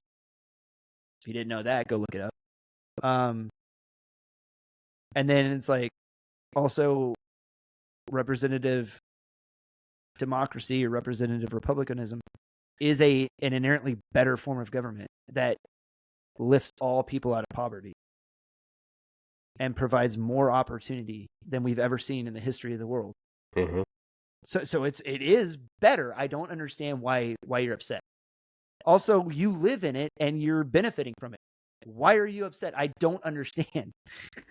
I think most Like people's fake outrage. I genuinely don't get it. I think most people's fake outrage has a lot more to do with a lack of sense of purpose. But yeah, I think the biggest reason that I think the biggest thing that people espouse to nationalism that gives it a bad rap goes back to the outgroup thing. That nationalism means there's violence directed at somebody who isn't part of your group. And that's how people view it. I'm not saying that's what it is. I'm saying that that's how people view it. That if you're, again, like we're dealing with your Christian nationalism thing, right? That Christian nationalism views everybody who's not Christian and not American as a bad outgroup, right? And they're violently against people who aren't Christian and American, which is I'm not saying that's the way I view it. I'm saying that that's the way people look at it when they say No, that. I understand the understood second person you. Yeah. Devil's advocate. Mm-hmm. Well, I mean, to that person, I would say, like, who is the number one nation that has sent missionaries overseas to lift people out of poverty? The United States. Through what Christian institution? The Catholic Church. Like, oh, come at me, bro. Oh, like, you Christian nationalists, you hate the rest of the world so bad. Well, that's really interesting. Why have we sent more missionaries around the world with more money, more resources, more medical aid, more humanitarian aid than any other nation or any other church? I know the Catholic Church isn't inherently American, it's based out of Rome, but this is, like, realistically, where are there more Catholic churches than anywhere else in the world, in the United States, right? Like, we have done more for the world through in any measurable segment of data. We have done more for the world here. Like, would you argue with me? No. And so it's like, oh, well, you say out group, well, if we, I think what you're getting back to is, like, the whole idea of, like, a pie can only get so big. So if we have more pieces, then somebody else has less, right? Like, that's kind of the idea. Instead of seeing the world as, like, an ever expanding piece of pie, where it's like, if the pie keeps getting bigger, then every piece keeps getting bigger. And it's like, well, forgive me that Ghana is so tiny and has a tyrannical government over top of it. I don't actually know that much about Ghana. I'm just picking a country in Africa. Insert country. Forgive me that some insert shithole country in some part of the world is so tiny and has, like, a tyrannical overlord that rules over it, and the people there can't do anything about it. Well, if America gets bigger, a God-blessed, God-revering nation in its inception anyway, gets bigger, and its church gets bigger, and we continue to send our missionaries through the church around the world, and I'm going to use the word that I hate so much, but that they would say our democracy around the world, and our McDonald's and our Starbucks, like Levi's jeans. And Levi's jeans, and, like, whatever, and we send that stuff around the world, then doesn't the entire world gain a little bit? Doesn't a rising tide raise all ships? Doesn't the pie, the slices of the pie, keep getting a little bit bigger? So it's like, even though America is, like, I had a buddy in college that he was actually the one that taught me, because I was struggling learning, like, Lockean economics and everything, and this guy went on to be a poli-sci economics graduate, and I think he got his master's, and he's one of the smartest guys I ever knew, and he's still a really good friend of mine to this day. And he was trying to, like, teach me this, and he was like, no, like, you don't understand, and it's all back to this. It's like the pie keeps getting bigger. He was like, people think that economics is like a zero-sum game, where it's like, if I gain, you lose. But he's like, they don't understand that economics is actually if we make a deal kind of game, and I gain, then you gain too, and we both gain together. And even though I'm still bigger than you and I'm gaining faster than you, you're still gaining, right? That used to be the idea of the middle class. You're still gaining, and you're still getting wealthier as I'm getting wealthier. A perfect example of this would be the military privately developing GPS, right? And using it for military purposes. And then now everybody has GPS in their pocket, right? Drones. Let's talk about drones. Sure, drones. Pick a thing. The internet, right? Medicine. You would not have blood transfusions. You would not have vaccines. You would not have tourniquets. You would not have IV catheters if it wasn't for the military practicing medicine on people during war, You wouldn't have those things. You wouldn't have. There's a fuckload of medicine that has come out of that. Prosthetics. You wouldn't have, like, I could go on and on. I think the medical industry is the one that's gained the most, and that's all government research. Yeah, ARPANET, the precursor of the internet, military developed. Right, here we are, right on the internet talking to one another. No, I don't think that I do think that there is a difference between nationalism and patriotism, but I think that the qualities that people attribute to it that have given it the bad rap are that they say that if you're a nationalist, has become a dirty word for somebody who is Right. racist, or they're and how many fucking black nationalists do you hear about? I mean, there are black nationalists, but it's espoused to white racism and all this other stuff. And but yeah, I embrace it, dude. I embrace it. Call me every name under the sun. yeah. Like, all right, like say it to me. Say I'm racist. As I tell you that, oh, it's kind of weird that 13% of the population seems to commit like well over 75% of the violent crimes in the nation.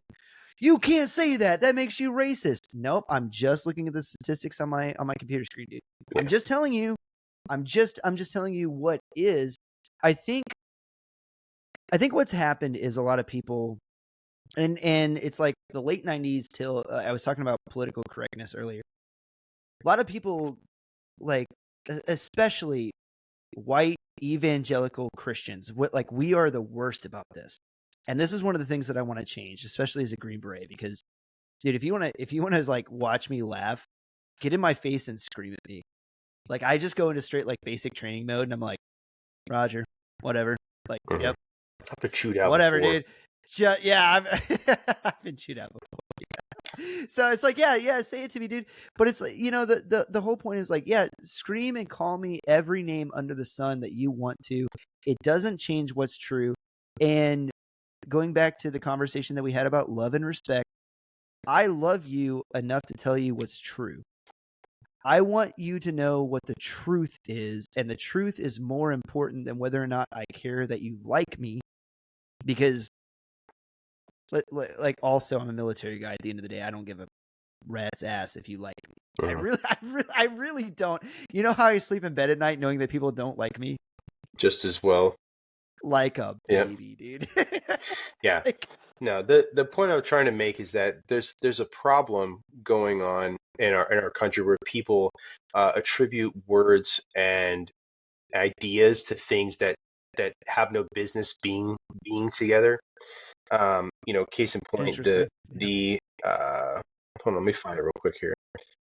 The post I made the other day about what's her name? Johanna Slutsky, King Slutsky, right? Yeah. Which, if you guys don't follow us on Instagram, go follow Common Freaking Sense on Instagram, and I Came with Fire podcast on Instagram, because that's where we do all the memery. It is for all this stuff like if you guys didn't catch like half the jokes we've been making, it's because we're making jokes about the memes we make. Exactly. Over on Instagram. Exactly, dude. Yeah. No, don't fall behind. But no, so I'll just read you what I wrote, and this goes to the point that I'm trying to make. Is words have meanings. This past week, Columbia doctoral candidate Johanna King Slutsky infamously demanded basic humanitarian aid to be brought to students, quote unquote, protesting in the university's Hamilton Hall. But what Johanna and many others like her fail to realize is that words have meanings. Calling dining hall delivery or Uber Eats or DoorDash humanitarian aid is ignorant, especially at a voluntary protest on an Ivy League campus. Calling everything a phobia or genocide or hate makes those words lose their meaning, especially when they're used in a hyperbolic manner. The irony in her situation is hilarious and pathetic at the same time. So the point in what I'm trying to make is people take things that they don't like and they throw a bunch of word salad at it, like it's hate or it's racism or there's a trans genocide going on.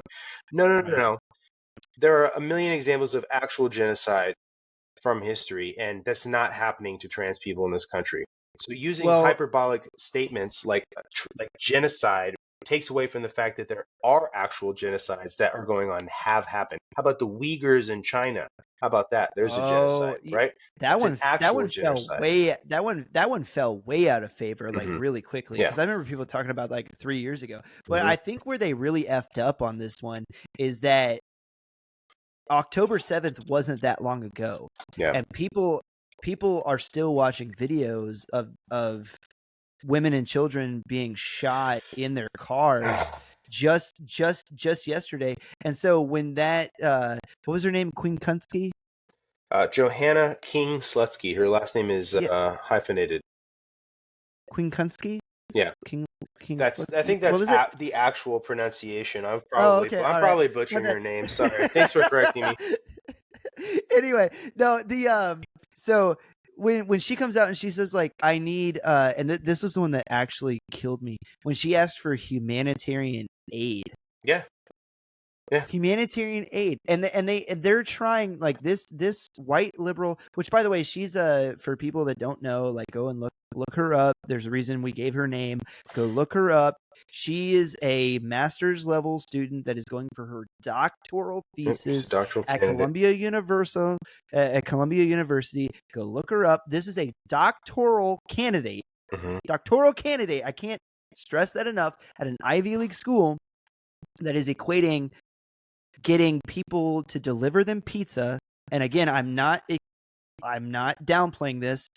There are pictures of people bringing them pizzas from the pizza shop down the street and putting them in baskets and like wheeling, like bringing them up to the next level of Hamilton Hall, which they renamed Heinz Hall. Right. And they equated that to humanitarian aid. And that's what she asked for. Correct. Right. And so when people see that, I think this is where they finally effed up, because a lot of times in these like strong left wing, protests or rallies or stuff, when they're doing this, it's like they're typically talking about stuff that's happening overseas. This time it happened here. It happened in our universities.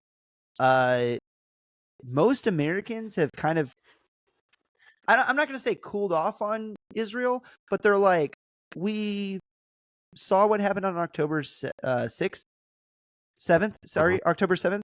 And like most Americans are like, yeah, like I'm kind of with Israel, like stomping out the Hamas holes. Like that was a bad thing to do.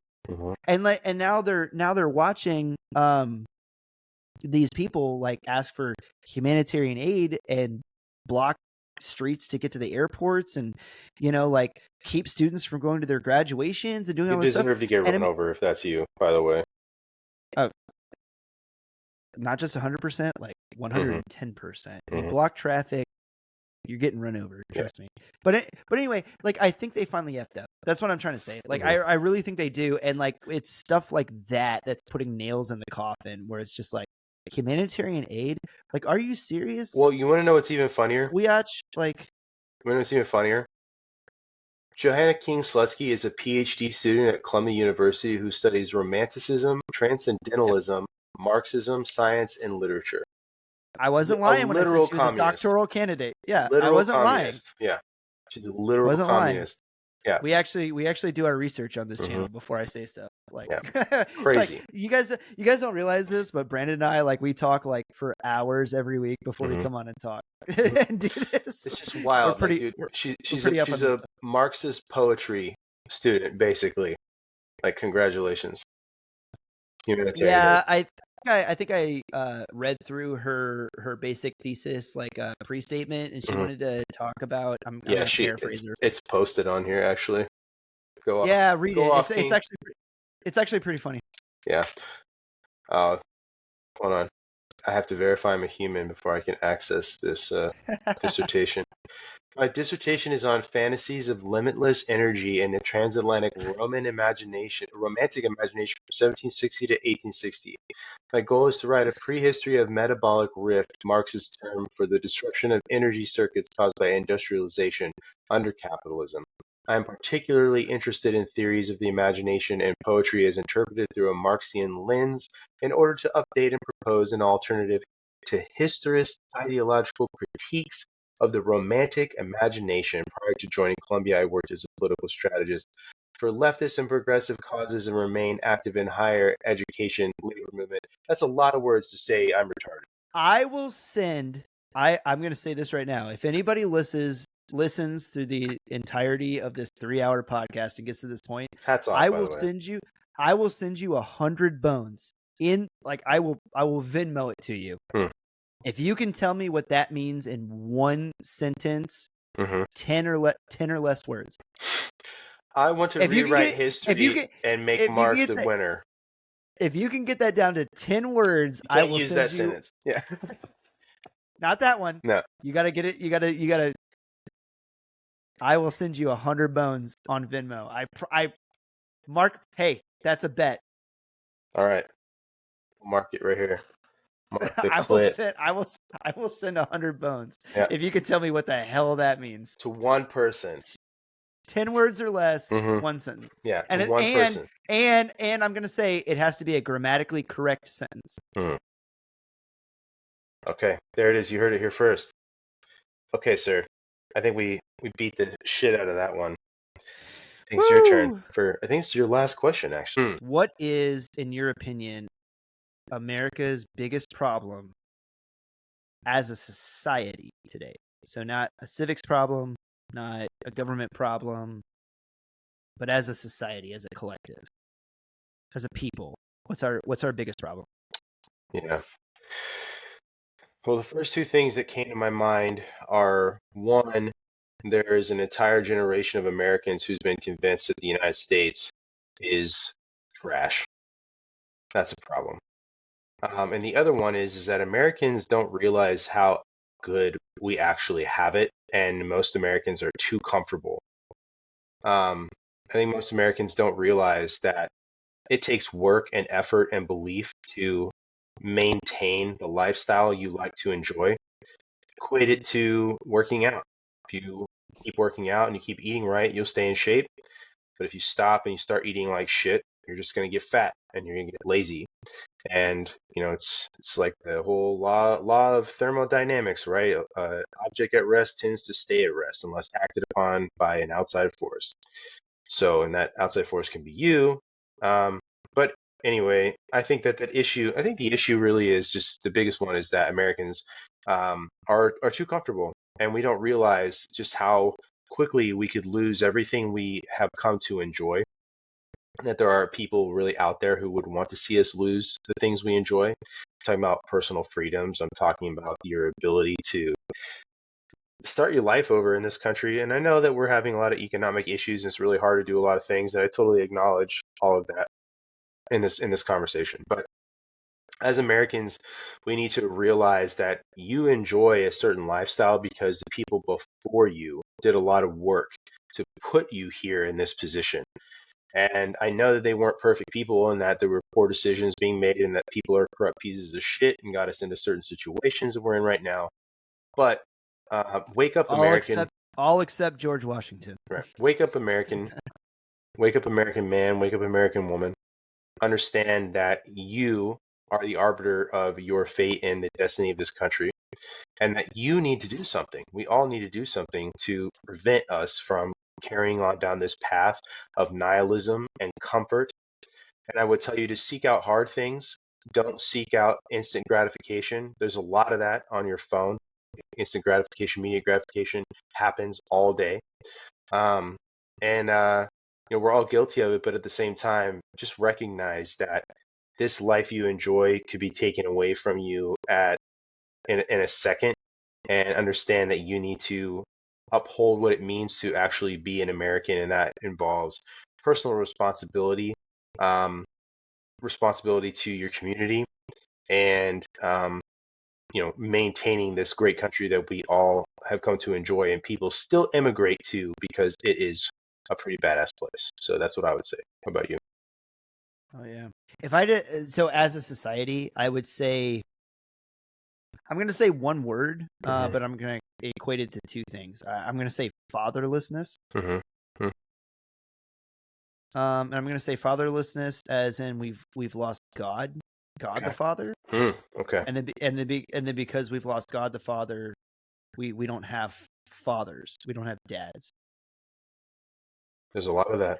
And I think it happened like back in the 90s. I think like the first big wave of fatherlessness was like, hey, like dads go to work, and then they kind of like the second wave of feminism like peeled women away from the country, like away from the family, and they went to work, and so then like the kids were just like started being raised by the TV. Like I remember like Nickelodeon and Cartoon Network when I was a kid. It was just like, it's like the TV started telling you get out and go run. Do you remember that? Yeah. Like get out, go run. Or where are your kids? It's 10 p.m. Where are your children? Yeah. Remember that? Mm-hmm. Well, you maybe don't remember it, but it was a thing. I was born in 1990. When were you born? 87. 87. So you got me by, okay, you got me with a 3. All right. But yeah. Like, so, but yeah, I think fatherlessness, man. If I was to boil it down to one thing, I think if there was one thing that could get us back on track, and I think the proletariat is going to do it. If they choose the right track, and that's find wives, get married, have babies, provide, protect, and preside over your babies, and be the men that you would want your children to respect when they become men. Be the man that when your son becomes a father, he still respects. Like, that's what I would say. And like, if we did that times 3 generations, we would be right like that, dude. We would be righted like rain, because it would happen at the grassroots. It would happen at the county. It would happen at the municipal, the county level. It would happen at the state government level. Then it would happen at the national level. And then within 3 generations, it was Abraham Lincoln, right? Show me the classroom of today. That'll be the government of tomorrow. It's true. That's one of the reasons why, I said it's unfortunate that there's just an entire generation of Americans who's been brainwashed to think that America sucks. And it's crazy too, because it's the typical, I'm going to come to you with a problem and no fucking solution.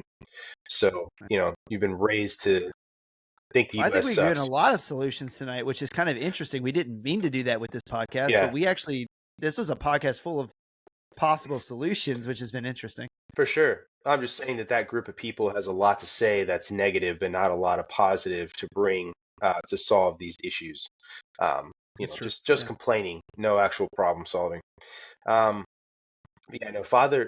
family dynamic is something that came to my mind as well when you asked me that question. But truly, I think that the American ideal is a family, and it is having kids, and it is taking care of your community, and it is building on something and making it better locally so that it's better, right?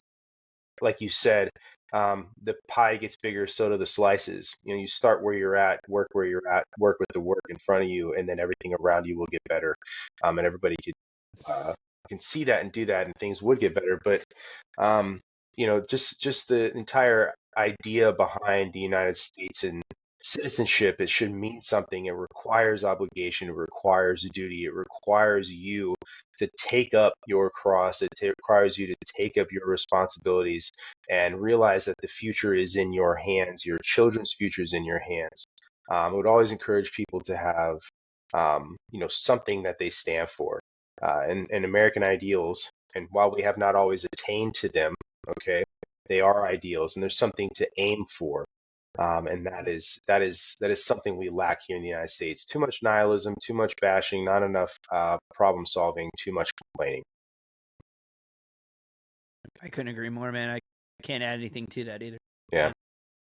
Well, my last question for you, good sir, is could you look 18-year-old Chris in the eyes and tell him that you're happy with where you're at? Oh. Damn. If I were to look 18-year-old Chris in the eyes, I would kick him square in the nuts. Oh shit. I would kick him square in the nuts. There was a few things that I was doing back then. I would say, do not bleach your hair blonde. That's a terrible Bro, idea. were you trying to be Slim Shady? No, I had the I was actually trying to be the lead singer from what was that band back at the time? Sum 41. No, it was Boys Like Girls. Oh, okay. Wow. Were you just sitting in your room, just like, check, that's Juliet. Is that you? Are you with me? Yeah, is that you? Rain is falling down on the sidewalk. It was you. Yep. Yeah, that was me. Yeah. Like if you go like this, it's for attention. If you go like this, it's for real. That's right, dude. Don't cross the street. Walk down the road. You know what I mean? It's not just a phase, Mom. It was a phase, guys. No, if I could go back, I would kick 18-year-old Chris square in the nuts. I'd be like, get your life on track, dude. You know. Do you think 18-year-old Chris would be proud of 34-year-old Chris? In some ways, yeah, and then in other ways, no. Like there are some ways that I have a long way. I have a long ways to go. So I mean, there are some things about my life that is exactly how I hoped it would turn out. I got a wife. I got four boys. You have the most successful podcast on the face of the earth. You're damn right. I got, like my podcasting career that's kicking off, and common freaking sense, and talking to people like statutes way above myself that I never thought that I'd ever be able to talk to, and made friends, Brandon, that I never thought that I'd ever be able to make. We got a pretty cool email today. Won't say what. We did. Yeah, guys, stay tuned. And more to come on that. Yeah, there's a lot of things that I would, and yet, like, before God, no, I cannot say that I'd be proud of myself, because there were a few things that I said to myself when I was 18. I told myself I would never drink.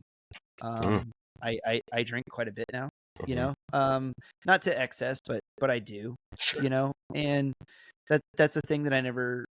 That's a way that I never saw my life turning. Excuse me. When I was 18, I said I'd never get tattoos. I have more than a few now. Well, I'm definitely glad you have tattoos. Oh, thanks. Yeah. And there's just, like, I don't know, man. It's so rough. You say, like, would 18-year-old me respect me? I think 18-year-old me would be, if we were to stand in a room together and look at each other, the time space, temporium would, like, implode, first of all. And then second of all, I would be like, are you serious? Like, so when I was 18, that was before I ever saw my life going into the military. So all those memes where it's like, this is the private and this is the sergeant first class, that's me, man. I was homeschooled. I was, like, Pilgrim Holiness Church, Wesleyan Church raised. I was Sunday school, like, Veggie Tales kid. Dude. And then yeah. And then if that guy would have looked at me now, which 18, like, I hadn't, like, I just went to college my first year. That next year, I got engaged to Hannah, which were, the love of my life. So it was the year before that. My life hadn't even begun yet. And I had this whole idea that I was going to go into the music industry, and I was going to write music, and I was going to play guitar. Wear skinny jeans, dye your hair black. I did. I was well on my way, dude. I was doing all the things. And then, like, if he was to look at me today, it would just be the contrast would be so great that I don't know. Like, I know this is a cop-out answer, but I honestly don't know if I could say I would respect myself because of what I became, or be disappointed that I achieved all this over here, but I didn't do what I set out to do over here. I've definitely achieved more than I thought I could have. I definitely have achieved more than I set out to achieve. That is true. And yet we're not to the end of the road yet, so there's only more yet to come. So it'd be a more interesting conversation in another 10 years with 44-year-old me and 18-year-old me. But from there to here, I never saw this coming. There was a hard right face in my life. It's strange. What about you? 18-year-old you to, what are you, 36 now? 37? 7. Now, I think the last thing you said is really true. That so much has honestly happened in what is almost 20 years, which blows my mind. That I wouldn't even, if I could sit that person down and explain everything that would happen, I think I might be terrified. And I mean that. And, would he be proud? I don't even know if 18-year-old me is truly aware of what being proud of something means yet. That But was one of the things I was thinking too. yeah. It's like you don't even know, kid. You don't Yeah. even know what like when Like, I say that like this thing is going to happen to you, I'm thinking about a story that happened like just a couple of weeks ago, which is very recent in my life, which you know about. It's like you don't even know, dude. This thing is going to happen, and it's like 18-year-old me wouldn't have even know how to. He wouldn't know how to take it. What does that? What does yeah. that mean? Like, there are things I could show 18-year-old me, right? And be like, hey, this is the house you're going to live in this year. This is the car you're going to drive this year. And I might think like, oh, well, good. I'm not fucking homeless, and be happy about it. You know what I mean? Right. Or whatever. Hey, here's the two beautiful children you're going to have. That would Right. be amazing. But at the same time, again, like if I was like, okay, buckle up, Buttercup, here's all the shit that's going to happen to you over the next 20 fucking years, I'd be like, holy shit, how can I avoid all of this? Right. Or so many of these things, Can you show me the off ramp to the Andrew Tate life? I'd be like, yeah, no, dude. yeah, no, That's not there's a thing. no, yeah. So like, I think that all in all, though, the point of the question, I guess, really is like,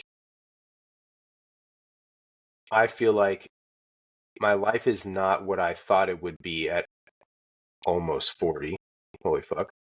And that, but in some ways it is, because I would say that I have reached, a certain level where I can take care of myself and I can take care of my family.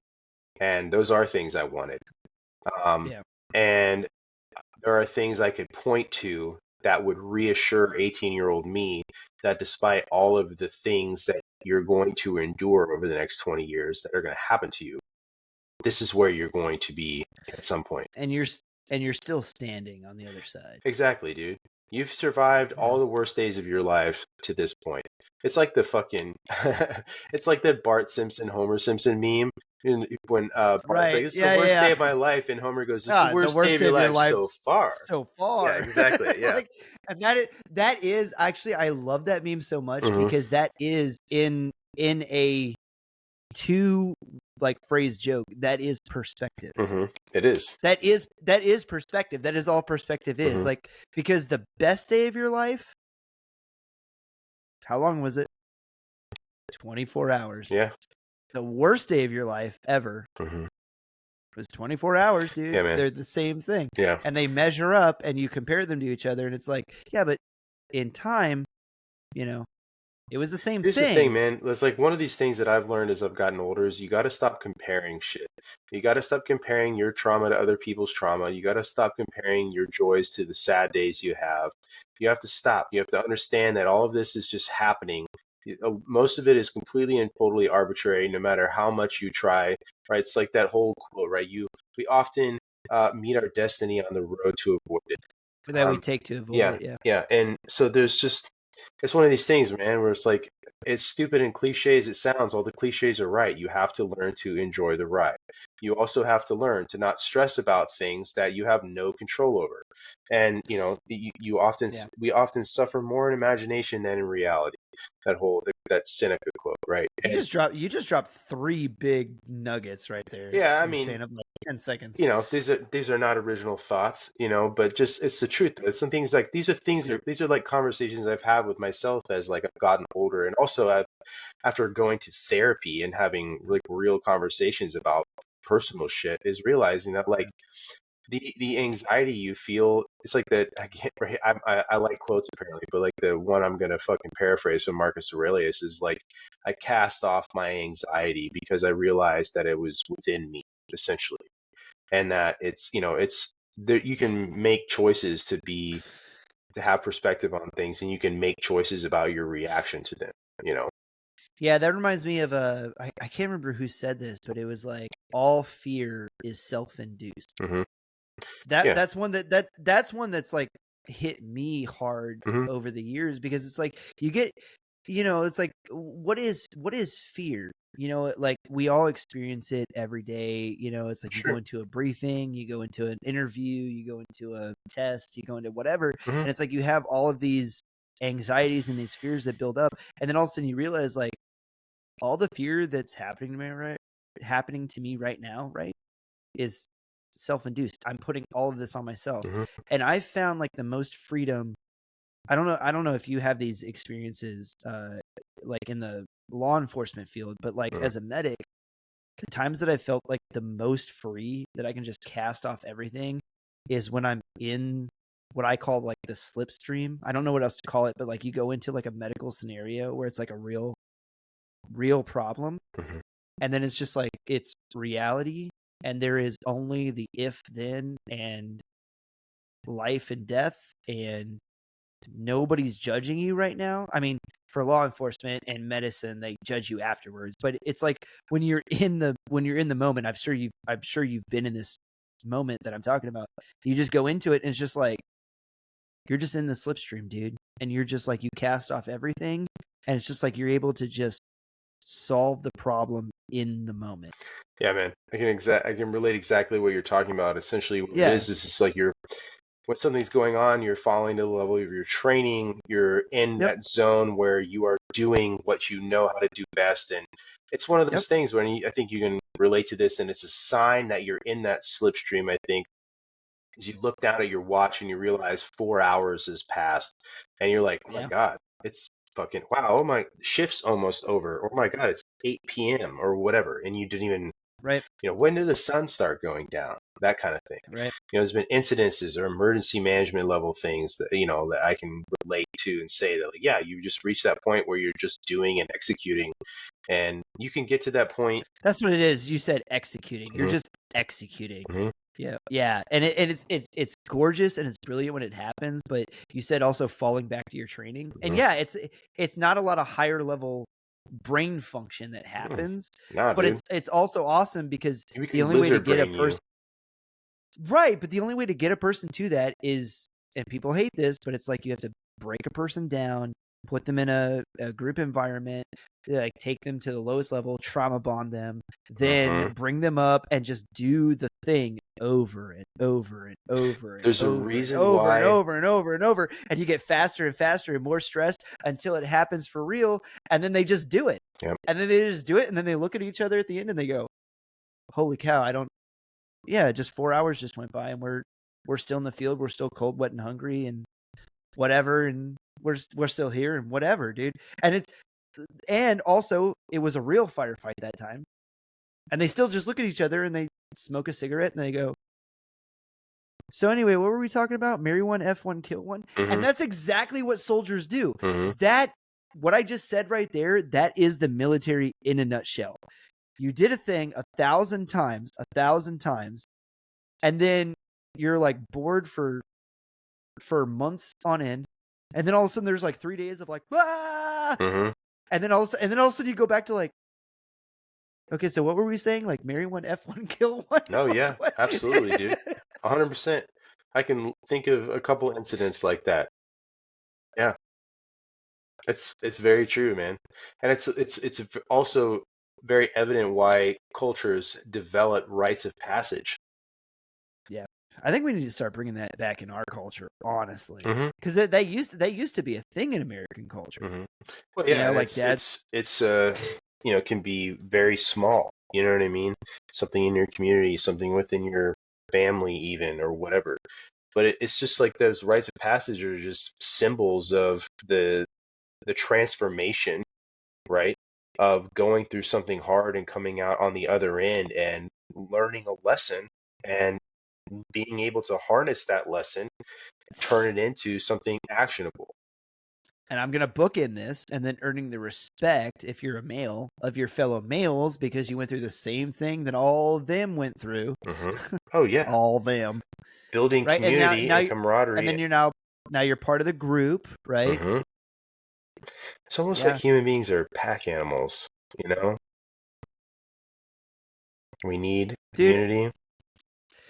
But that's why, I'm going to say they, but that's why they are trying to break down the sense of community. If you go into, remember back in 2020 when BLM was like at their height, if you went into their website, they said one of the things that they wanted to do was break down the nuclear family. They wanted to break down the the ties that bind us together as Americans, because they said that was all forms of like whiteness. Oh yeah, it's because it's And I'm like, racism, and I'm like, well, it's like that excuse me, video. I sure thought black people had families too. I didn't, I'm going to tell you right now, I was raised on a TV show about a black family and loved it and learned a lot of things. Family Matters, right? family. I remember that. Yeah, So, that's a did great I show, do actually. that? Yeah. I think it's a good place to end, man. I think it's a good place to wrap it up. Dr. Huxtable, dude. That too, the I remember. Cosbys, even though Bill Cosby turned out to be kind of a piece of Yeah. shit. But yeah, no. Well, he did, yeah. Yeah, But when he was a dad on TV, that's he was, true. The sweaters were real. sweaters were real. All right, And man, guys. that was a what is that? 3 hours, 3:13. 13 minutes. Mm-hmm. Woo! Well, if you made it through this episode, hats off to you. Take Chris up on his challenge for sure. Go find 100 it. bones, Yeah, dude. if you listened to it and you found it out, take him up on the challenge. Hit us up in the DMs there over at I Came with Fire podcast or at Common Freaking Sense. 10 words or less, Yeah, grammatically correct. let's hear it. All right, guys. Don't forget to go over to Instagram and give both I Came with Fire podcast and Common Freaking Sense a follow. Find us on where our podcasts are and give us a like, give us a share, give us a subscribe, give us a 5-star rating. We would appreciate it. It helps us out. If you want to reach out for sponsorship ideas, you know where to find us. And yeah, thank you so much again for listening. Looking forward to more episodes together and taking this in a new direction. And yeah, we're gonna get the fuck out of here. Yeah, Brickhouse Nutrition. Like that was a serious spot. That's shout right. out, dude. Yeah. Come on. All right, brother. Peace.